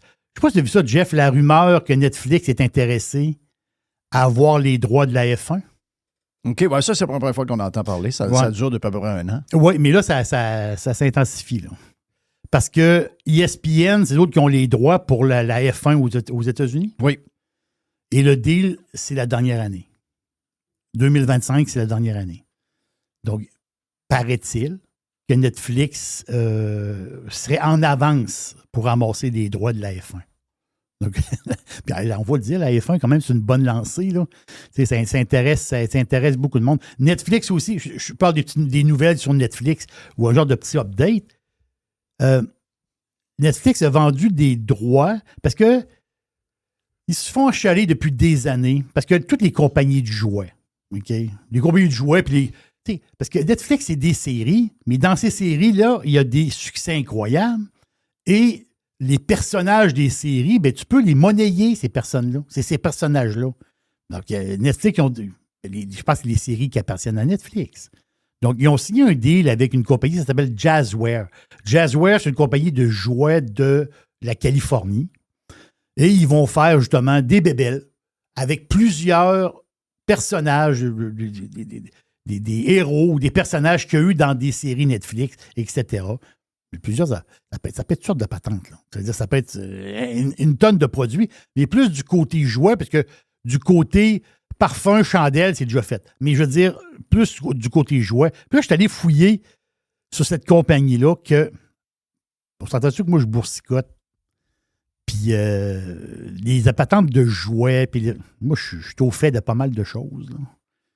Puis, un passé de boursicoteux. Là, je fouille cette compagnie. Je dis, OK, oui, là, je viens de cliquer. C'est la compagnie de Plantation Floride. C'est une compagnie floridienne. Ils ont mis de jouets, là, Jazzware, pas tant de choses. Là. Ah, c'est mon hood en les années 90, Plantation. Oui, c'est ton coin, ça? C'est mon hood. OK. Broward Boulevard. OK. 441 facilement jusqu'au domicile des Panthers. Le siège social est Jusqu'à là. chez Ikea. Jusqu'au Ikea. Mais cette compagnie-là appartient au buveur de Coke, Berkshire Hathaway, qu'ils ont acheté il y a 2 ans. Ah, le hasard fait bien les choses. Non. Le buveur de Coke, des fois, tu te dis, c'est un vieux pépère endormi. Il est zéro endormi. Mais une affaire, le fun par rapport à Netflix, c'est que là, ils ont ouvert un restaurant à Netflix. J'ai trouvé ça le fun. Donc, quand tu as un brand, tu peux faire ce que tu veux après. Ben exactement. Donc, le restaurant est ouvert dans le MGM Grand à Vegas. Ça s'appelle Netflix Bites. Je trouve ça le fun. Donc, tu vas manger là, beau restaurant, là, on s'entend-tu, là. Puis, tu arrives là, puis sur le menu, ben, les articles qu'il y a sur le menu, c'est toujours un lien avec une série Netflix ou un personnage Netflix. C'est vraiment bien fait, là. C'est original, c'est beau, c'est cute, c'est le fun. Donc, je trouve que le Netflix, tu sais, ils sont imaginatifs. Tu sais, ils peuvent créer de la valeur. Ça, c'est le fun en tabarouette. Moi, je trouve ça vraiment le fun. Donc, ben, c'est vrai que nous autres, on les a boycottés. C'est les Québécois qui vont aller en vacances. Ah non, ils peuvent pas aller à Vegas parce que c'est aux États-Unis. Ouais, c'est ça. Ouais, c'est ça. Mais là, t'as, comment ça s'appelle, Carbo quelque chose, là? T'as pu voir c'est quoi son nom? Je ne connais pas les actrices là, dans Unité 9 ou je sais pas. Elle a dit que Chaude l'avait touché quand elle avait 13 ans, là, le gars de l'humour. Là. Comment? Salomé Corbeau. Donc là, elle a écrit dans la presse, pas dans la presse, elle a écrit dans Le Devoir. Nous avons décidé, elle a fait une chronique hier, elle a dit « Moi, mon conjoint et mes 2 ados, on devait aller passer l'été en Californie l'été prochain, mais on a décidé d'annuler notre voyage. » Hey, excuse-moi, là. C'est fucking crazy, ça, là. Tu vas faire vivre ça à tes ados. Oui, là. t'as un beau voyage tu viens de lui parler organisé. ils vont aller sur Sunset Boulevard, oui. ils vont aller sur Hollywood Boulevard, ils vont aller... On va aller à... visiter le Dodger Stadium, on va aller à telle place, puis on va aller à la plage. Beach, après ça, on va aller à... Voyons, la place que je vois tout le temps, pas loin de l'université, là, avec le dock en bas, avec la grosse roue, là. À Venice? Venice Beach. Non, Venice Beach aussi, là, mais je veux dire, il y a plein de coins. c'est ça. Après ça, on peut prendre l'auto, on peut aller... On va les belles maisons. On peut aller, se promener, là, oui, tu on sais, peut aller vers le nord, on peut aller vers Santa Oui. Barbara, toutes ces places-là. On peut traverser vers Tijuana. Peut-être pas. On peut aller aussi... Oui, on peut aller à San Diego, moi. On peut aller à Tu peux aller à San San Diego, ville extraordinaire. Après ça, à partir de San Diego, tu montes des montagnes. Au lieu de prendre la 10, à partir de Los Angeles, tu montes des montagnes. Je l'ai fait, moi. Tu montes dans les montagnes avec des petits chemins. Tu descends dans la vallée du désert. Donc, tu arrives à La Quinta en bas, Palm Desert, Palm Springs, ces coins-là. Ah non, t'as peu, là. Fais un esti de beau voyage, là. Tu peux aller après ça dans la grosse forêt. Tu sais, avec les gros arbres, là. Oui, Sequoia. Oui, Sequoia, pas tant de choses, là. le parc, là, oui, c'est ça. Ah, hey, t'as peu, là. Tes enfants, ils vont avoir des souvenirs pour le restant de leur vie. Là. C'est... Garde, là. Il y en a qui ont fait... Toi, tu as fait l'Europe beaucoup. Moi, j'ai fait beaucoup les États-Unis d'Amérique. OK, j'ai été... En Amérique, là, c'est sans doute le plus bel. Si on prend État et province, c'est ce qu'il y a le plus beau. Le mélange qu'il y a là, c'est de bonheur que les gauchistes ont scrappé à la place. Mais c'est quand tu pars, mettons, là, tu t'en vas du nord, tu descends. Moi, je ne suis pas allé nécessairement jusqu'à San Francisco, mais je suis allé quand même assez haut. Puis après ça, le désert, puis toutes ces affaires-là, puis les montagnes, puis Lake Tahoe, puis toutes ces affaires-là. Puis après ça, tu descends jusqu'à San Diego. San Diego, j'ai allé 2 fois. Extraordinaire. San Diego, extraordinaire. Tu sais, sérieux, faites vivre ça. Vos ados, là, tantôt, ils vont commencer à travailler. Ils n'auraient plus l'occasion de le faire. Exactement. Juste à cause de Trump, juste à cause de Musk, juste à cause des tarifs, vous allez empêcher vos ados après un voyage qui était... Voyons donc, c'est de la maladie, ça. Puis il ne faut pas l'écrire dans le journal, Chris. Non, c'est ça. Elle sème de l'anti-américanisme dans la tête de ses enfants, là. Oui. À vie, peut-être. Alors qu'elle n'a pas à faire ça. Ben non. Elle a juste à dire, ben écoute, il y a des affaires qu'on n'aime pas, là. Tu sais, moi, je suis encore au Québec, mais Chris, j'ai entendu François Legault, là. Ben oui. Tu sais, je vais bouder le Québec. Pourquoi? J'haïs Legault. Ben là, Chris, respire par le nez. J'achète pas de fais produits. la même chose, toi. J'achète plus de produits québécois. Moi, j'ai décidé À que cause de j'achète plus Legault. à cause de Legault. T'es-tu malade, toi? Ben, c'est parce que je fais pas mal ce que tu fais. Excusez, Jerry Business Network. Alibaba, ça vous dit quelque chose? Alibaba? Chris, Alibaba fait une ride, là. Baba. Parce que je dis Baba, parce que c'est le code en bourse, c'est Baba. Ça vient d'exploser, là. Oui, Alibaba, ça va très, très bien. Mais en bourse, la face, c'est que... Quand tu dis Alibaba, Dans la tête du monde, c'est AliExpress. c'est AliExpress, mais la face, c'est que faites un genre de copier-coller entre Amazon et Alibaba, qui est une compagnie chinoise. Exact. Énormément de ressemblances. C'est la même base. Les compagnies ont été fondées à peu près dans le même temps, milieu des années 90, ou dans ce coin-là. Ils ont à peu près les mêmes divisions, hein. Exactement. Tu sais, du e-commerce. Oui. Après ça, du cloud computing, du streaming vidéo, puis de l'AI. Tu sais, tu regardes les deux compagnies, là, c'est sûr qu'ils n'ont pas la même valeur boursière. C'est-à-dire, Amazon, le market cap, c'est 2,42 trillions. Donc, je vais le mettre dans des mots faciles, c'est 2420 milliards. La valeur de la compagnie. C'est ça Amazon, c'est ça que ça vaut. 2420 milliards. Tandis que Baba vaut 282 milliards. Ça se compare pas. C'est pas rien. Non, c'est 8 pour 1. Autrement dit, Amazon, c'est 8 fois Alibaba. OK. En grosseur, à peu près. Là. Mais l'histoire de Baba qui... Bon, Baba a roulé dans le temps, c'est l'enfer, mais le stock est un peu sur un genre de... Je vais prendre mon expression, le stock taponnait, si on peut dire. Mais là, en fait, c'est que Baba ont mis beaucoup de choses, ils ont investi beaucoup dans l'AI. Et ce qui drive l'AI, ce qui drive Baba présentement, ben, c'est l'AI. Parce que Apple a choisi l'AI d'Alibaba pour intégrer ses téléphones en Chine. Parce que ce que j'ai lu, c'est que, tu sais, ici, là, je parle de monsieur, madame, tout le monde. Monsieur, madame, tout le monde. Tu lui dis, ton prochain téléphone, là, tu vas avoir de l'AI dedans. Le monde va dire, oui, c'est correct. C'est pas, il n'y a pas d'espèce de pour certaines personnes, oui. Mais je parle de monsieur, madame, tout le monde. Il n'y a pas d'attraction encore. Il va en avoir, mais je parle pour monsieur, madame, tout le monde. Mais en Chine, c'est pas pareil. En Chine, les gens recherchent, les gens veulent avoir de l'AI sur leur téléphone. Et Apple sont sur le bord d'ici quelques semaines, ici et en Chine aussi. Ils vont sortir le nouveau iPhone SE. L'iPhone SE, oui, des iPhones, les gros iPhones sophistiqués, les gros iPhones qu'on adore, là, que j'ai moi-même. Mais le SE qui existe depuis un petit bout de temps, là, ça va être le nouveau SE. Donc, c'est un iPhone abordable, en parenthèse, là, okay, vous comprenez.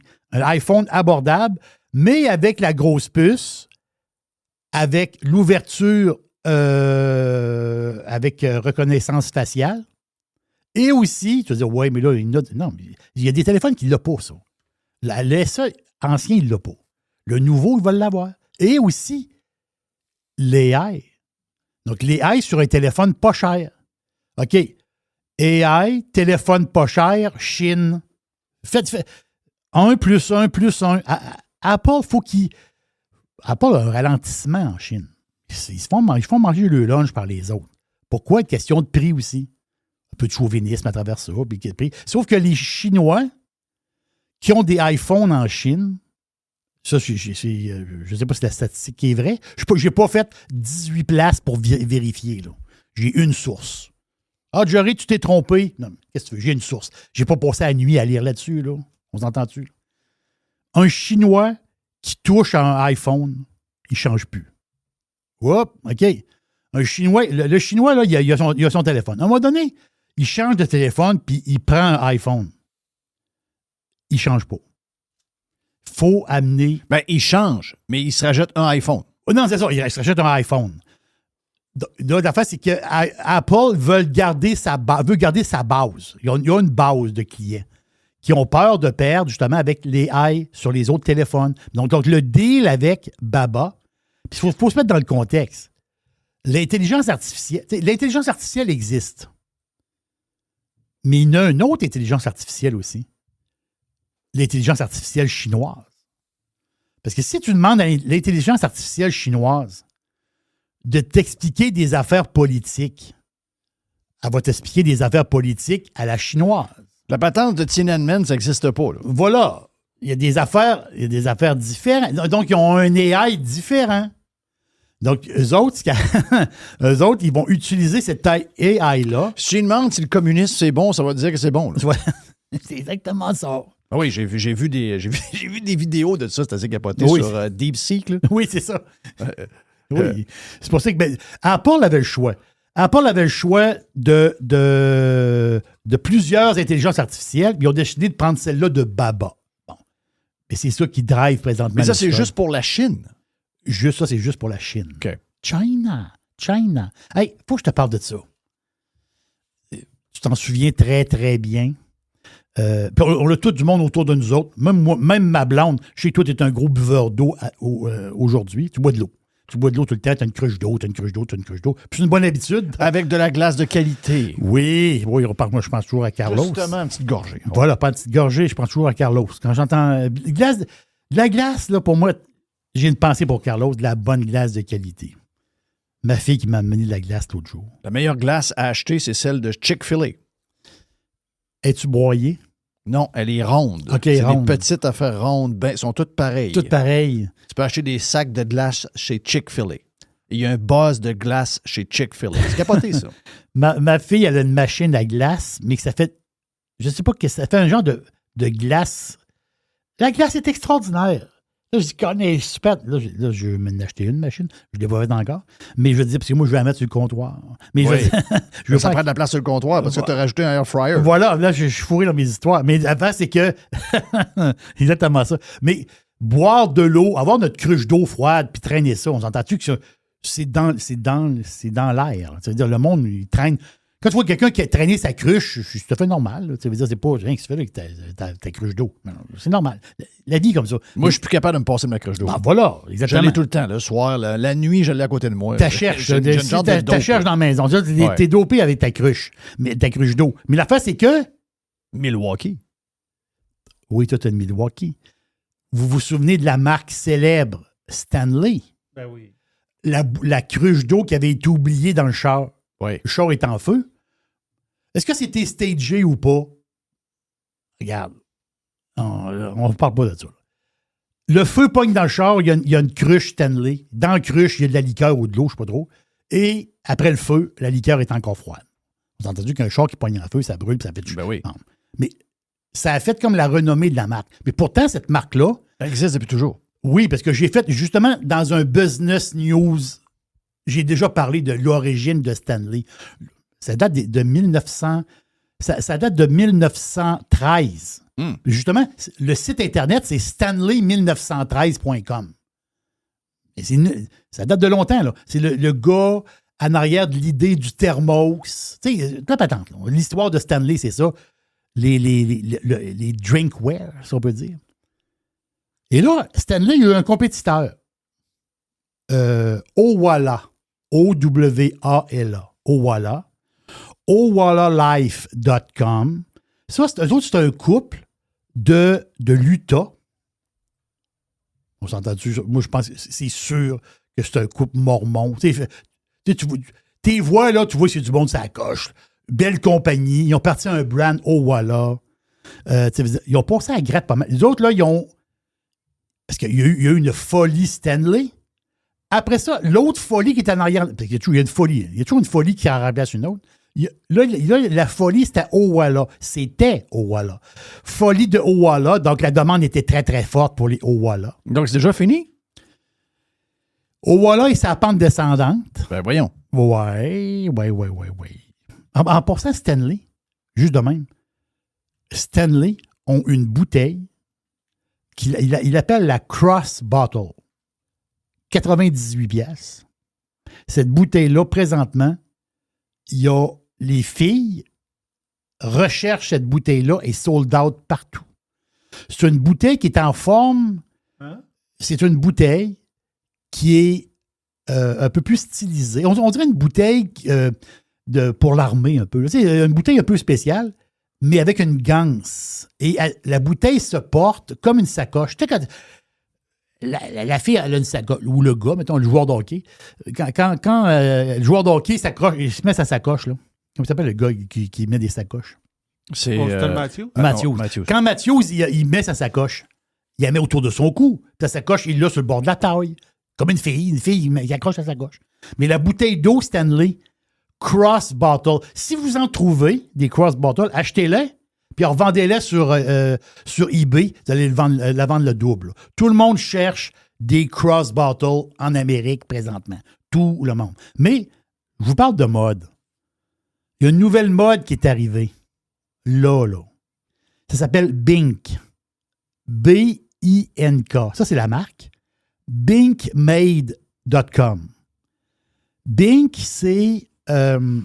en ce moment, sur les réseaux sociaux, les Bing, c'est l'enfer. Là. Ils sont chez Target. Voilà. Bing ont un deal avec Target et ils ont de la misère à fournir. Tu peux l'acheter sur bingmade.com. Donc, c'est une clientèle. Target, c'est le magasin préféré de ma blonde. Pour les madames, là, sont en train de passer à la gratte. Les patentes de déco, les affaires. Ben, regarde. c'est ça. C'est moi ce que c'est.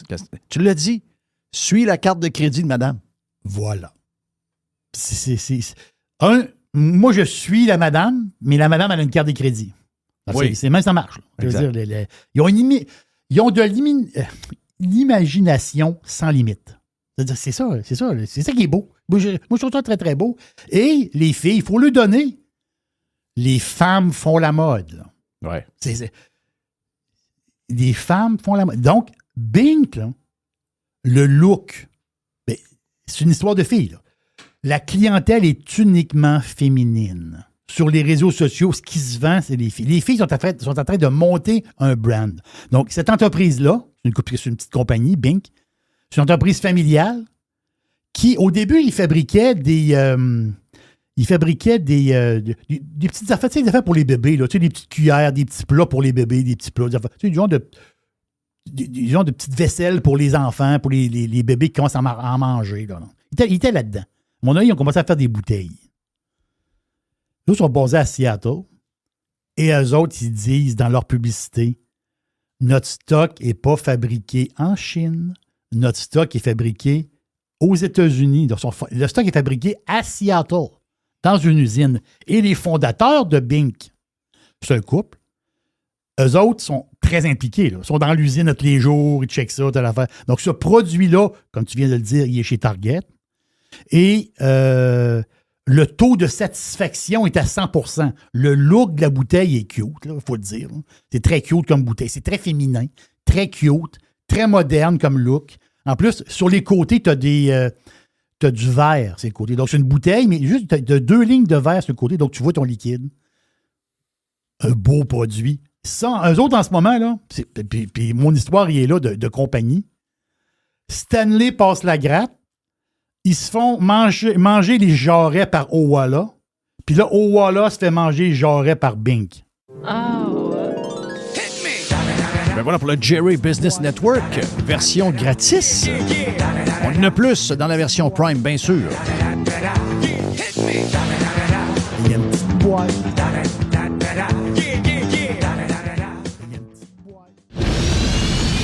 Radio Pirate. Radiopirate.com. Tu le sais que t'as envie d'écouter. No commercials, no limits. Radio Pirate. Le vestiaire vous est présenté par Frédéric Masson Remax, un courtier immobilier pirate, authentique et super impliqué pour ses clients depuis 20 ans. Avec son équipe, il est présent partout dans la région de Québec. Ses mises en marché font wow! Expérience, compétence, transparence, performance. Nous, on vend. FrédéricMasson.com.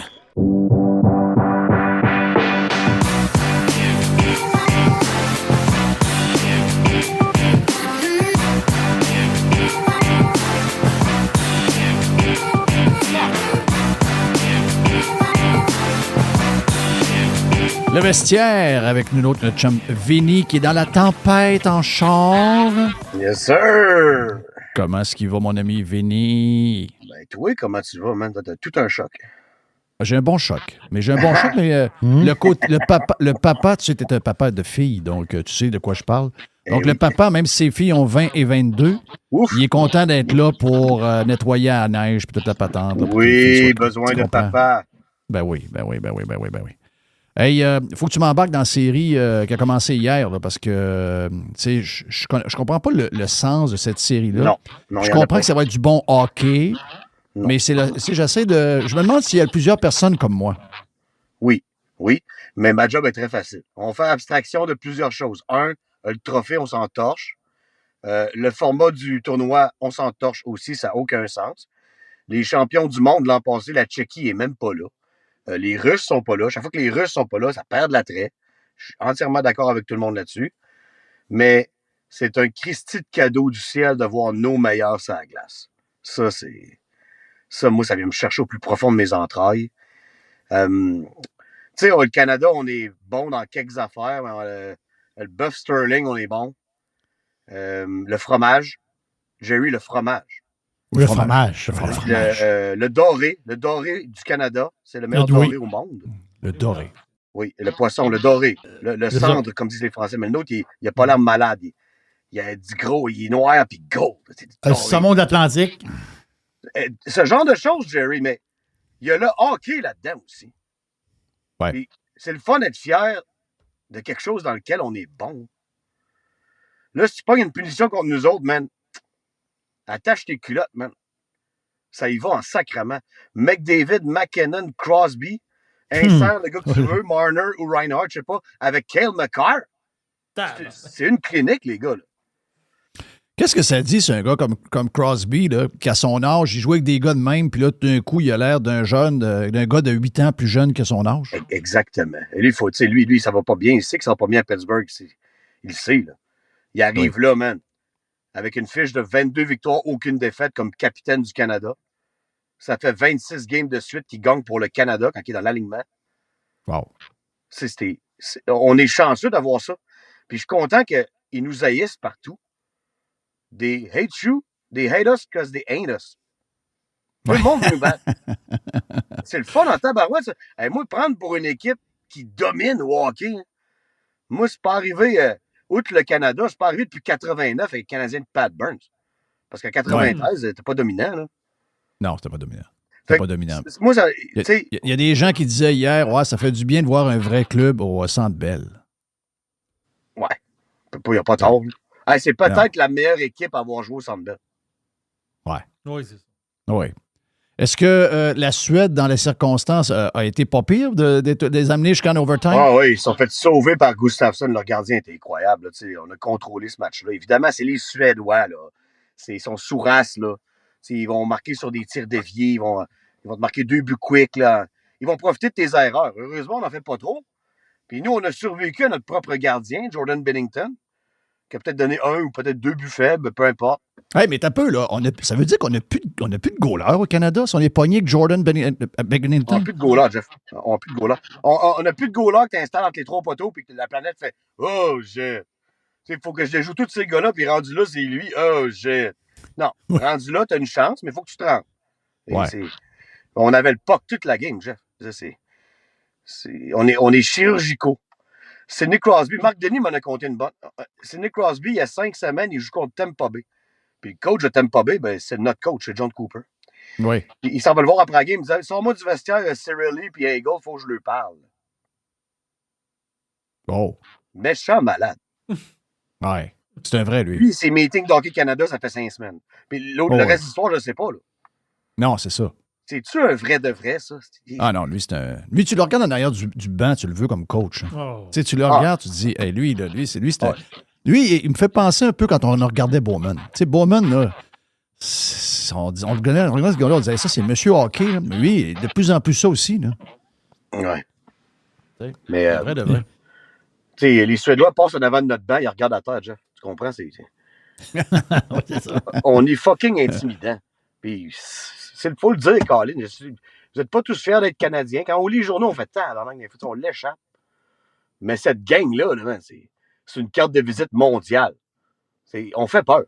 Un gars comme Mr. White, lui, il dit, ce tournoi-là ne me dit rien parce que les Russes sont pas là. Il y a une couple de pays qui a de l'allure, qui pourraient peut-être pas nécessairement être favoris, mais qui pouvaient être... Donc, on a l'événement qu'on a. Dans les équipes qu'il y a là, qui peut challenge... ça a l'air que les Américains peuvent challenger un peu le Canada, mais c'est à quel niveau? Je ne sais pas, je n'ai pas regardé. Les Américains viennent de gagner les 2 derniers championnats du monde de hockey junior. Oui. Donc, réalistement, c'est sûr que nos meilleurs à nous sont dans le show, les leurs aussi. Réalistement, ils sont sur la traque pour nous battre. Puis c'est ce qu'ils pensent qu'ils peuvent faire. Ma seule motivation que j'ai besoin pour regarder ça, c'est des battre en finale chez eux à Boston la semaine prochaine. Oui. Parce que on va se le dire, dans le contexte économique, Vince, dans le contexte politique qu'il y a là en ce moment, c'est sûr qu'il y a une patente. Là. C'est sûr que ça peut être très bon pour ça. Oui, c'est vrai, tu as raison. Mais j'en ai même pas de besoin. Non, je comprends, mais ça rajoute un peu, tu comprends? Oui, ça rajoute entièrement. Beaucoup de monde au Canada, c'est ça qui va... On va les battre, les tabarnaks. Ah, mais c'est parfait, ça, tant mieux. Peu importe votre motivation, mais moi, je te dis, il ne faut jamais qu'un Américain ait l'argument de débattre avec moi qui sont meilleurs au hockey que nous. C'est comme si tu volais mon enfance, mon existence, tout. On peut pas perdre contre eux autres, là. Peu importe le contexte. Là, c'est un contexte qui est, ouais, OK, ouais. Bon, moi, les gars ont des jambes de game, sont en shape.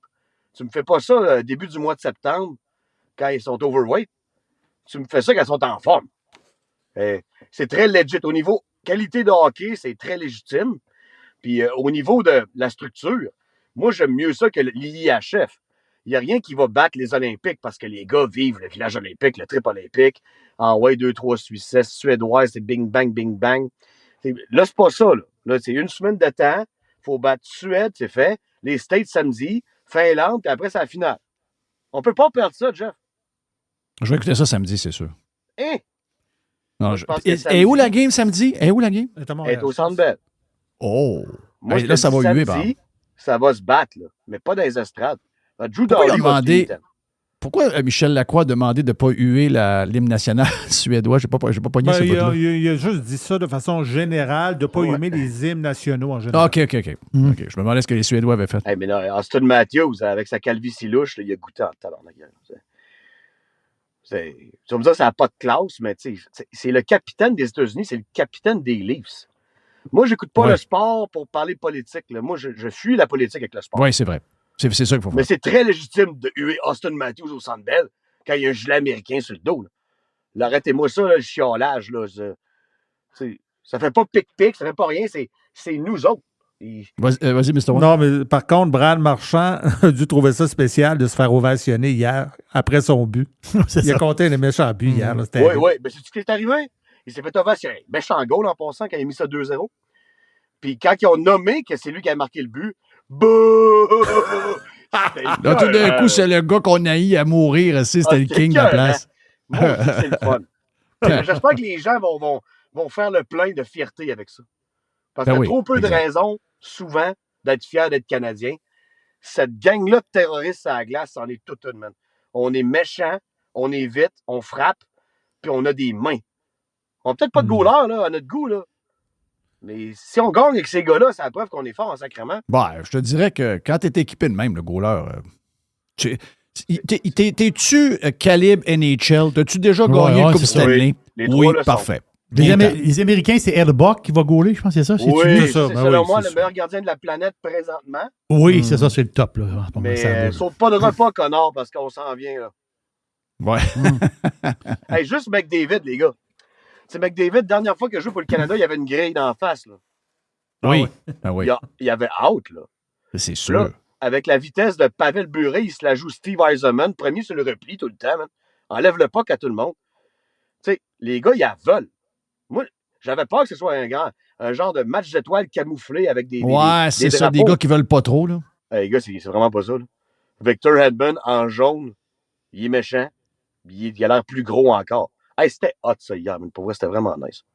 OK, ben regarde, tu viens de m'embarquer. C'est parfait. Je vais regarder les autres. Il est vendeur. Vince est vendeur. Vince est vendeur. OK, j'embarque. C'est quand la prochaine game? Samedi contre les États-Unis, mais eux autres, ils jouent ce soir leur premier match contre la Finlande. Contre Patrick Lainé. Es-tu là, Patrick Lainé? Patrick Lainé, il est là, certain. Il va jouer plus de minutes qu'à Montréal, d'après moi. Hey, puis c'est qui son centre? Son centre, c'est Sébastien Aho. Ouais, pas pire. C'est pas du Vorak. Non, c'est ça. Pourquoi Marty bougonne sur Lainé? C'est parce qu'il joue trop du nouveau Fortnite? C'est vrai, ces chiffres-là, que depuis que Fortnite... Il se pogne le cul. C'est sûr que, tu sais, la manette de branche, d'un fois, à Patrick. Oui, tu sais, comme quand tu joues au PlayStation, ta manette de branche. Sa manette de branche. J'adore ça. Ça arrive souvent. Oui. Mais tu sais, Lainé est fraisé. Tu es un gars fraisé. Ouais. Ça peut pas être ton leader, mais t'installes ça avec un vrai centre là, qui va le nourrir. Man, ce gars-là peut scorer à tout. Dans les Américains, on a qui qu'on connaît, là? Notre... Sacrément, mais c'est tout. Jack Eichel, Genzel. Premièrement, t'as les frères Les frères Ketchuk. T'as Austin Matthews. Le gars le plus sous-estimé de la gang, je pense, c'est Jack Hughes. Ben oui, mais ça. Chris Kreider. Le gars, il est pas Une des bêtes de la NHL, un des gars les plus solides, Kyle Connors, un gars que personne ne connaît. Là. Kyle Connor, il marque. Là, c'est inimaginable. Ils ont Adam Fox à la bleue, une excellente défensive. Puis, ils ont 3 gardiens de classe mondiale. C'est Ils sont forts, les Américains. C'est ça qu'il faut aller chercher Ouais. là, cette année. Ben, quand tu peux te passer de Caulfield, c'est ça que j'ai compris, Caulfield n'est pas dans le club? Il n'est pas dans le club. Jamais été considéré. Eh, c'est bon. Ça Ben, veut dire bizarre, que pareil, ça. bon, mais ça veut dire que ta liste de joueurs est bonne, n'est pas pire, là, d'après moi. Là. Ouais, les 2 meilleurs attaquants du Canadien n'ont pas été considérés pour les équipes nationales. Wow, ça, c'est spécial. Hein? Ça fait mal. Brock Nelson, Mais Laine a fait la Finlande. Puis Ouais. Armia aussi. Brock Nelson, peut-être, c'est peut-être le gars le plus faible de le team, peut-être. Colin, man. C'est tout un pas fait. Non, mais je veux dire. Ce qu'il veut dire, c'est que pour le plus faible, c'est un esti de bon joueur. Oui, c'est ça. C'est un bon joueur. Oui. Je regarde la liste américaine. Non, je te dis, ça va dropper. Ouais, ça va être un bon match. Il va se passer de quoi, là? Ça va être limite violent, je crois. Puis c'est les règles de la LNH, hein? Et tu peux te battre, tu peux revenir si tu Oui, te bats, là. c'est pas la fédération. Non. Puis dans le crémage autour, ça paraît aussi. Pas de temps les mêmes petites tunes par rapport qui jouent. Puis, tu sais, la IHF a vraiment un problème de spectacle, là. Ah oui. Bon, c'est la foule qui fait le spectacle. Les 2 chars Skoda sur le coin de la patinoire puis la crise Oui. de musique plate. Les Skoda sur le bord de la glace. Un bon vieux Skoda, là, que personne veut. Ouais. Hey, tu veux-tu revenir vite sur le match de la NFL, le Super Bowl en fin de semaine? Moi, c'est ce que tu veux excuse-moi, jaser. là. Moi, J'ai pensé à c'est sûr toi. que j'aimerais faire revivre le football. Depuis mardi, on vit un petit blues. Hein. Ouais. Ah, regarde, hey, c'est drôle, là, je l'ai dit. À qui je l'ai dit? J'ai dit ça à Tu quelqu'un. l'as dit à nous autres. Je te l'ai dit à vous autres? Oh. J'ai dit, moi, j'ai vraiment... en fin de semaine passée, là, j'étais vraiment dans une mauvaise passe. Là. Tu sais, En vieillissant, c'est pire, je pense. Je pense qu'à plus on vieillit, plus que le mardi suivant le Super Bowl, c'est peut-être le pire jour de l'année. Mais de voir Patrick Mahomes se faire massacrer de même, moi, t'avoue que j'ai vraiment eu du fun. Tu sais, parce qu'on avait parlé ensemble, c'était quoi la façon de battre les c'est Chiefs. exactement ce qu'ils ont fait. Puis il y a quelques avantages à écouter les Raiders à chaque match. Puis de voir comment eux autres sont capables de les tenir sans talent. Tant qu'à prendre leur game plan avec le talent des Eagles, copie-colle, pardon. Puis c'est le cas sorti du manche-patate pendant 60 minutes. Ils les ont dominés physiquement. Là. Ah ouais, c'est les 2 lignes, ce que tu as dit, c'est les 2 lignes qui ont dominé. Mais ils n'ont même pas eu besoin de leur vedette au sol. Tu sais, Hurts a vraiment surpris avec une coupe de passes sur des 3e essais sur le long des lignes avec des gars sharp comme wide receiver. Oui. Mais à un moment donné, tu le vois, là, tout le monde est homme-homme parce qu'ils sont tous en train d'essayer de ses quoi. Exact, c'est ça. Lui, juste qu'il soit là, ça dérange. C'est ça. Partout, hein, exact. Quand même. Tu as des options, là, ils ont vraiment beaucoup de talent. Puis Barkley, moi, je pense qu'il y a une grosse game pareil parce que quand tu l'arrêtes 20-25 fois, là, tu fais mal à ta défensive. Puis lui, il a jamais mal, man. Il se relève, puis ça fait 10 ans qu'il fait ça. Bing, bang, man. C'est un cauchemar, Barkley. Moi, c'est mon joueur préféré. Puis sans lui, même s'il n'y a pas beaucoup de statistiques, je pense pas que ça aurait été aussi facile que ça. Il attire tellement l'attention de tout le monde. Il y a quelques gars qui ont réussi à le plaquer parce que les Chiefs sont vraiment forts, mais souvent, ça te prend 2 gars. Pendant tout un match, avec cette ligne à l'attaque-là, moi, ce qui m'a fait le plus capoter, Fox a fait toute une job en passant. Moi, les statistiques qui ont amené, c'était la première fois que je voyais ça. Historiquement, Super Bowl 1 versus Super Bowl 59, ils ont montré les poids moyens des lignes à l'attaque dans le football d'autrefois et aujourd'hui. Puis dans le football d'autrefois, Packers-Chiefs, le premier Super Bowl, la moyenne de ligne à l'attaque en 6-3 en grandeur, 240 en livre. Quand même. La ligne à l'attaque des Eagles était 6 pieds 6 de moyenne, 3,60. Non, j'ai vu les chiffres, c'était capoté, là. C'est pas le même foot, là. C'est pas le même foot pantoute. Mais c'était très intéressant de voir ça, à quel point le football évolue. Tu dis que les Chiefs sont forts, sauf que on a quand même remarqué que si tu es capable de sonner la ligne offensive, les Chiefs manquent un peu. Tu sais, tu as un tight end. Bon, ils ont une couple de bons tight ends, là, à part Kelsey. Beaucoup partis alentour des tight ends, mais je veux dire, Kelsey, carrément, n'a pas eu sa meilleure saison, puis il n'était pas plus là à ce game-là. Man, pour vrai, ça, c'est un des grands perdants de ce match-là. Mais Travis Kelsey, en tout respect, là. Il a joué comme un esti pas bon, là. Il a eu peur, mais tu sais, il le gardait des fois en protection de passe pour mixer, tu sais, pour finalement rendre inefficace son couvreur, puis le laisser dans la boîte pour rien. Mais tabarouette, il bloquait pas. Les jeux de passe dans lesquels il n'était pas ciblé, le gars, il joguait. Non, il a été... T'es au Super Bowl. Non, il n'était pas là, pantoute. 0-0 là, mais tu remarquais que ça manquait un peu de stock. Ça manquait un peu de joueurs. Puis Mahomes, comme n'importe qui, là, on vient de le comprendre, là, que quand il y a une ligne qui s'écrase, t'as bien beau être un des bons, excuse-moi, tu deviens. On dirait que t'es un backup, je vais le faire. Ouais, Pat Mahomes a eu peur aussi. Là. Il avait la peur dans les yeux. Lui, au lieu de faire confiance à sa première lecture, il a essayé de jouer du superhero football, d'étirer les jeux, puis il a mis son équipe dans le mal. C'est sûr que des fois, il n'y avait rien à faire. Sauf que, tu sais, décoche-la. Il faut qu'elle sorte rapidement, des fois. Ouais. C'est là qu'il s'ennuie d'un gars comme Tyreek Hill. Parce que Kelsey, il est encore bon pour une chose, c'est quand Mahomes étire le jeu. Là, il ne pouvait pas. Non, là. c'est ça. Des évadés de prison, nord, sud, est, ouest, c'était partout. Là. Fait que si à ton deuxième pas, première lecture, tu n'as pas pris ta décision et elle ne sort pas, man, c'est un sac ou c'est mauvais. Ouais, ça te prend là, ça aurait pris un carrière qui a dégaine vite. Regarde, le mien fait ça. Mien fait ça. Tua fait ça de manière exceptionnelle. Ouais. Quand on regarde Mahomes, il n'est pas capable de faire ça. Mahomes étire les jeux. Il y en a qui c'est le contraire. Il y en a qui sont, quand ils étirent, ils sont pas bons. Puis habituellement, Mahomes est bon, mais là, ça ne marche pas partout. Oui. Ben, en fait, il est bon dans les deux. C'est que là, tu sais, il a eu peur. Ces gars-là ont peur parfois aussi. C'est ce que j'ai vu. Chris, on a parlé, on a prédit ensemble. Tu allé dans notre chambre, dis ma affaire. C'est ça qu'il faut que tu fasses pour les battre, man. Tu leur rentres en dessous de la peau. Hein. Tu deviens une menace physique constante. C'est toute une job que les Eagles ont fait pour vrai. Alors, c'est clair. C'est de l'intimidation. Non, écoute, c'est un match parfait qu'ils ont joué. Mais c'était un peu plate là, pour ça. Là. On n'a pas eu de game 0-0-0-0. Moi, j'étais gêné. Écoute, j'ai des gens que je connais qui sont pas des partisans nouveaux. Il y en a plein de partisans nouveaux des Chiefs là, quand une équipe se met à gagner. Non, des vrais partisans des Chiefs, même quand ça allait mal. Là. Puis, il m'a dit de quoi? Il était en grosse dépression. Mais là, écoute, ils sont encore favoris l'année prochaine, pareil. Je regardais les chiffres. Les Eagles et les Chiefs sont encore les favoris. Même que les Chiefs sont en avant des Eagles dans les odds. Ça, c'est quand même bizarre. Là.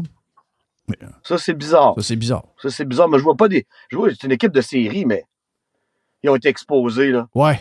Il faut qu'ils toughen up, ils peuvent play. Ouais. Mais d'un autre côté, le meilleur match-up pour quelle heure de ça, c'était les Eagles. On avait parlé de ça. Les Eagles, c'était l'adversaire pour leur faire mal. Il y avait absolument tout ce que ça prenait. Est-ce que les Chiefs vont battre les Bills encore en série l'an prochain? Peut-être. C'était quoi ta prévision en début de saison? T'avais-tu Philadelphie en finale avec... Oui, mais je savais contre Buffalo. Encore contre Buffalo, c'est ça. C'est ça, je mets ça. C'est ça. Ouais. Donc, mais qu'est-ce qui manque? T'as vu juste pareil là, avec Philadelphie. Mais je te pose la question suite à ça. Là, parce que là, on dit Buffalo n'est pas capable de battre les Chiefs. Donc, ça veut dire que... Ouais. Mais ma fille me posait la question. Elle m'a dit, OK, je comprends que Buffalo n'a pas été capable de battre les Chiefs. Mais elle dit, il me semble que Buffalo aurait été meilleur contre les Eagles. Ça, c'est ma fille qui me dit ça. Donc, j'ai dit, c'est un bon point. Est-ce que ça se peut, ça? Ouais. Ça se peut très bien. C'est une question de match-up, préparation. Parce que Pat Mahomes ne va pas bien. C'est de la chaîne à débarque. Oui, la chaîne à débarque. Leur attaque, c'est Pat. Oui. On fait jouer Carson Wentz une fois cette année, ils ont perdu genre 38-0 contre Denver. Ah oui, puis ça, c'était pas... Ça, là... Leur attaque, c'est lui, man. Quand la peur pogne dans le chevreuil, là, c'est donne un spectacle atroce. Mais moi, j'ai quand même bien apprécié. Non, je sais. Quand t'es tanné de voir les Chiefs, il y en a qui sont tannés. Moi, j'avais pas d'équipe. Moi, je dois avoir une game. Je dois avoir une bonne game. Peu importe qui gagne, je dois avoir une bonne game. On n'a pas eu de bonne game. Oui, je suis d'accord. C'est toujours mieux, ça. Ouais. Mais là, moi, j'ai de la peine pour les restaurateurs. Est-ce qu'ils se font en 4 faire des promos, les Super Bowl ci, Super Bowl ça? Ça payait les billes pendant Kendrick Lamar. C'est même pas rendu au shooter, ça s'inquiète. Non, c'est terrible. Ouais, c'est vrai. Le show était... Pour vrai, c'est une demi de moins pour tout le monde, là. Ben oui. C'est là que tu fais ton argent quand le gars, il est chaud, c'est le beau de shooter. C'est sûr. Est-ce que tu l'as aimé, toi, le show de la mi-temps? Parce qu'il y en a qui disent, moi, Kendrick Lamar, je le connais. Je sais que c'était plus pointu un peu, les tunes qu'il a faites, que qu'est-ce qu'il aurait pu faire. Ouais. Mais j'aime ça. Moi, je suis un gros fan de hip-hop. Je l'écoute depuis 92 facile. Là, moi, j'aime mieux le vieux hip-hop. Mais Kendrick Lamar, il a du talent. Le gars pogne le micro au Super Bowl, il rate pas un sacrement de mots, il kick toutes ses tunes. Ben, sauf que les 3 premières tunes, man, là, pour vrai, là, je comprends le build-up là, pour envoyer chez Drake. Ça, c'était bien fait. Sam Jackson, c'était correct. Mais il faut que ça bounce. Je m'en fous là, que tu me livres 1000 mots à minute. Là. Oui. Il faut que ça danse dans les strates, ça danse dans les salons. Là, j'avais juste une représentation de technique de rap. Mais là, t'es au Super Bowl, man. Il ça embarquait pas. Les tunes étaient mollasses. Lui, il est bon, là. Ah, c'est ça. Il a pris, le choix de tune était. Mais je comprends pas que Jay-Z. Mais Jay-Z, la NFL s'en mêle pas. C'est Jay-Z qui s'occupe tout du côté artistique. Il aurait pu dire, regarde, je te vais voir ta pratique, là, mettons 2 semaines avant, 3 semaines. Man, Chris. Change ton setlist, man. T'as pas le bon choix. Setlist, au pire, invite quelqu'un d'autre. Tu sais, Snoop Dogg, c'est pas un bon rapper. Il a les mêmes verses depuis 22 ans. Mais quand il arrive dans le stade, ça se lève, ça bounce, tout le monde est comme, yeah! Oui. Le party lève. C'est ça qu'on demande. Là. Moi, que ce soit Rihanna, Kendrick Lamar, pas qu'ils ont sorti Usher, puis ça a marché. Ça n'a pas été si compliqué que ça. Non, exact. Hey, thank you, man. T'es bien smart, je sais. Yes. Là, t'es en direction de où, midi de même? Là? Ben là, je suis plus en direction, sinon on va me tuer. Je ne vais pas te parler. Ouais, mais c'est comment ces routes en passant? C'est-tu pas pire? Ben, c'est pas yard, man. Moi, c'est pas les conditions, c'est le monde qui m'énerve. Ouais, c'est ça. Exact. Le reste, c'est bien correct. Et, on est bien chaussé, puis on n'est pas pressé, puis on fait nos affaires. Heureusement, je ne monte pas à Montréal aujourd'hui. La dernière fois, man, c'était le tiers de ce neige-là, puis ça m'a pris 5 heures. Arrête. Il y avait du monde dans le clos partout, man. C'était pareil comme tu arrivais à Jacksonville, dans le temps, il y avait neigé. Là, on est au Québec, je comprends pas ce qu'il y a. Fuck les frères. Le monde est poche, mais en plus, on dirait qu'il ne gratte plus zéro, jamais. Là. On dirait que ça arrive tout le temps 1 heure après. Là. Voyons, je vais le voir avant. On me semble que ça commençait à tomber, on grattait. Hey, en tout cas, samedi, tu m'as vendu, je vais être là samedi soir. J'écoute ça samedi. All right, bon, on se texte, mon chat. Ben oui, on se texte. Take care, my friend. Reste là. Hey, Vinny, reste avec nous autres quelques instants qu'on te reparle après. Hey, welcome back, man! Salut, bye.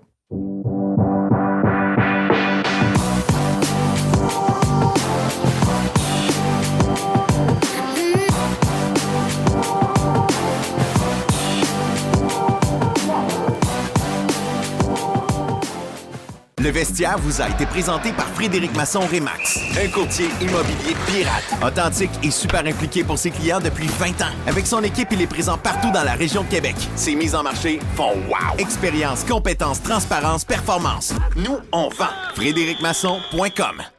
Jeff Filion. Faites partie de l'invasion. JeffFilion.com. Hey, l'aubergiste, c'est le week-end!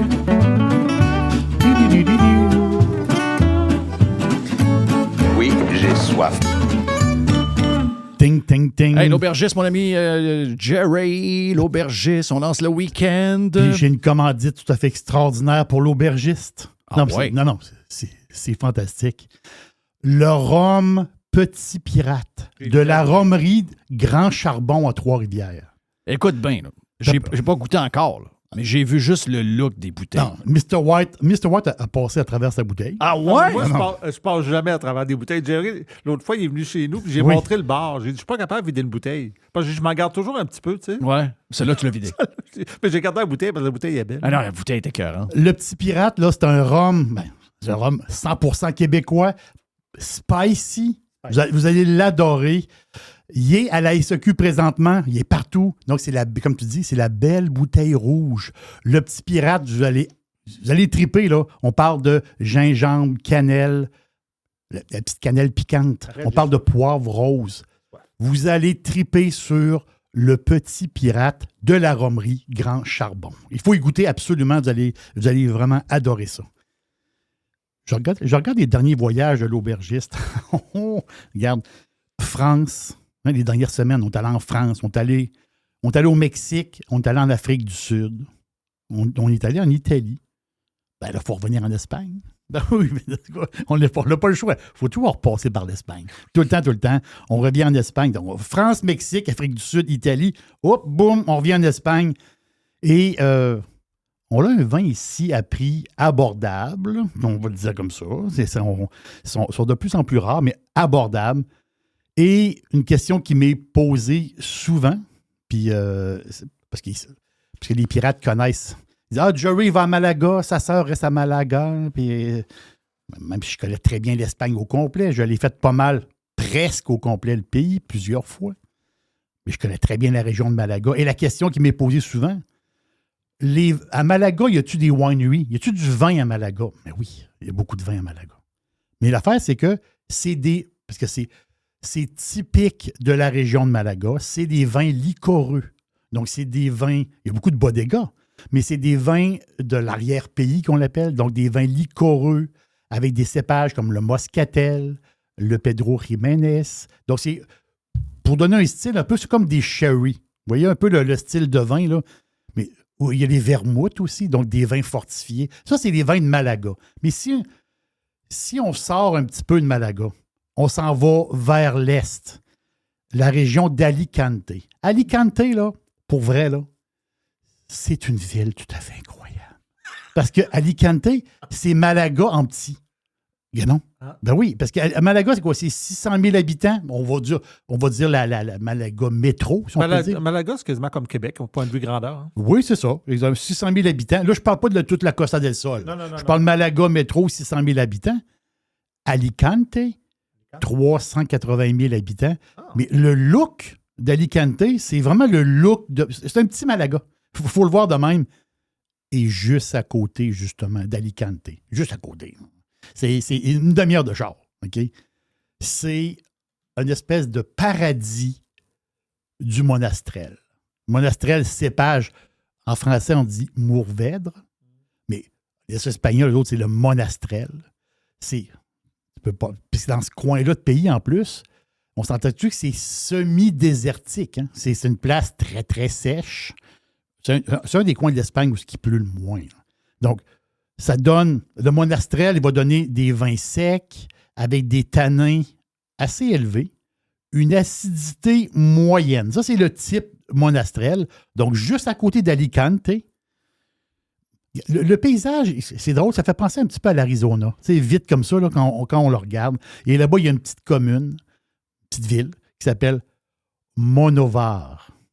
Monovar, c'est... Je suis passé 2 fois à Monovar. Okay? Vraiment une belle petite place. C'est vraiment, vraiment le fun. Il y a une église là-bas, à Monovar, avec un dôme bleu. C'est de toute beauté. Le dôme est bleu, bleu ciel. C'est beau, ça n'a pas de sens. C'est l'église Saint-Jean-Baptiste à Monovar. Je viens de voir la ville. C'est sur le bord de l'eau encore, là? Ben, Alicante, oui. Okay. Oh oui, Alicante, c'est sur le bord de l'eau. C'est comme Malaga. J'avais l'impression que c'est d'Inter. Non. Monovar, c'est d'Inter. C'est un petit village. Mais Alicante, c'est sur le bord de l'eau comme Malaga. C'est fantastique, Alicante. Là. Vraiment. Là. Puis il y a beaucoup de deals pour les appartements aussi à Alicante. Tu vas faire un séjour en Espagne, tu vas à Alicante, tu fais un beau tour. tu fais vraiment un beau tour.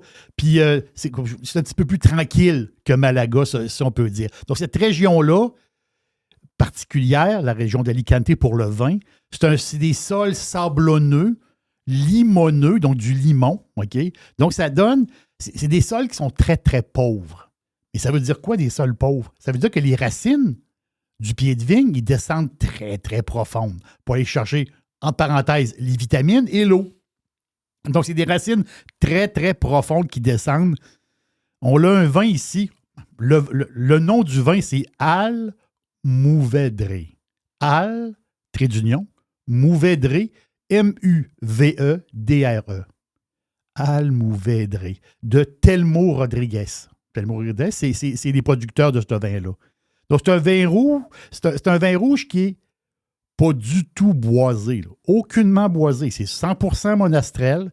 Ça l'a fait du temps en cuve d'inox. 8 mois, 10 mois en cuve d'inox à peu près. Il faut ça dans la bouteille. C'est simple. Ça goûte le vin. Ça goûte le vin servi dans les petits bars espagnols. Tu sais, quand tu vas dans les petits bars espagnols, tu te demandes, je vais prendre un verre de vin. C'est ça qui te sert. Là. C'est ça que ça goûte. Là. Donc, sur la cerise, les herbes séchées. Tu sais, pas l'herbe fraîche, là, pas le gazon, là, mais plus les herbes séchées, très minérales, avec un petit fond. Il y a un petit fond poivré quelque part. Cette bouteille-là de Al Mourvèdre, tu mets au frigo 15 minutes. OK? C'est pas compliqué. Boum, frigo, 15 minutes. Après ça, tu rouvres ça. Il faut qu'il soit légèrement rafraîchi. Il n'y a pas de lourdeur là-dedans. C'est tout à fait fantastique. Donc, quand on regarde la bouteille, l'étiquette est bleu pâle. Bleu pâle. Bleu ciel, l'étiquette. Et c'est écrit en lettres attachées de Al Mourvèdre. Donc, c'est 16,75. C'est très bon. 16,75. Un 100% monastrel typique du sud de l'Espagne. C'est incroyable. 13,5% alcool. 2,2 grammes de sucre au litre. Puis ce qui est le fun, c'est qu'il y a beaucoup de stock à la SEQ, puisque le stock, il arrive. Donc, il y a 128 succursales de la SEQ qui en a, mais c'est genre 1 caisse à 2 caisses par succursale. C'est pas toutes les succursales, mais il y a 1 ou 2 caisses. Mais tu sais, il y a du stock, c'est ça qui est le fun. Almuvedre de Alicante. Alicante et la belle région d'Alicante autour, qui est tout à fait extraordinaire. Un vin rouge, regarde. Un vin rouge on va dire de tous les jours. On va le dire comme ça. Puis ça goûte le vin des petits bars espagnols. Ça lance le week-end. Oui. Et une dernière petit clin d'œil pour ta commandite, mon ami Jerry. Exactement ça. Merci beaucoup. Le rhum Petit Pirate, sans farce, là. De la rhummerie. Ça fait Grand très Charbon. week-end en passant. Ça fait très. Non, ça, c'est le Petit Pirate. Il est vraiment, tu sais, il est coquin. Là. Il est Petit Pirate. C'est un rhum québécois parfait pour rehausser votre party. De ça, sur le party, là, c'est parfait. Des notes d'ananas, de lime, gingembre, la petite cannelle piquante et en arrière, le poivre rose. C'est un véritable rhum épicé, comme on aime. Le prix, 29,75 $. Cherchez la bouteille rouge à la SAQ, le Petit Pirate. Thank you, man. Bon week-end, tout le monde. C'est la place où on lance. Je le sais, c'est compliqué un peu aujourd'hui, un peu plus de neige, un peu plus. Peut-être que ça va être une soirée un peu plus à la maison, peut-être un peu moins de. Mais who knows? Peut-être que ce soir, ça va être un peu plus dégagé et tout. Mais regarde, une chose est sûre. Peu importe, tempête ou pas, pluie, beau temps, mauvais temps, on lance le week-end, le jeudi. Et c'est la seule place qui fait ça. C'est la gang de Radio Pirate. Hey, l'aubergiste, c'est le week-end!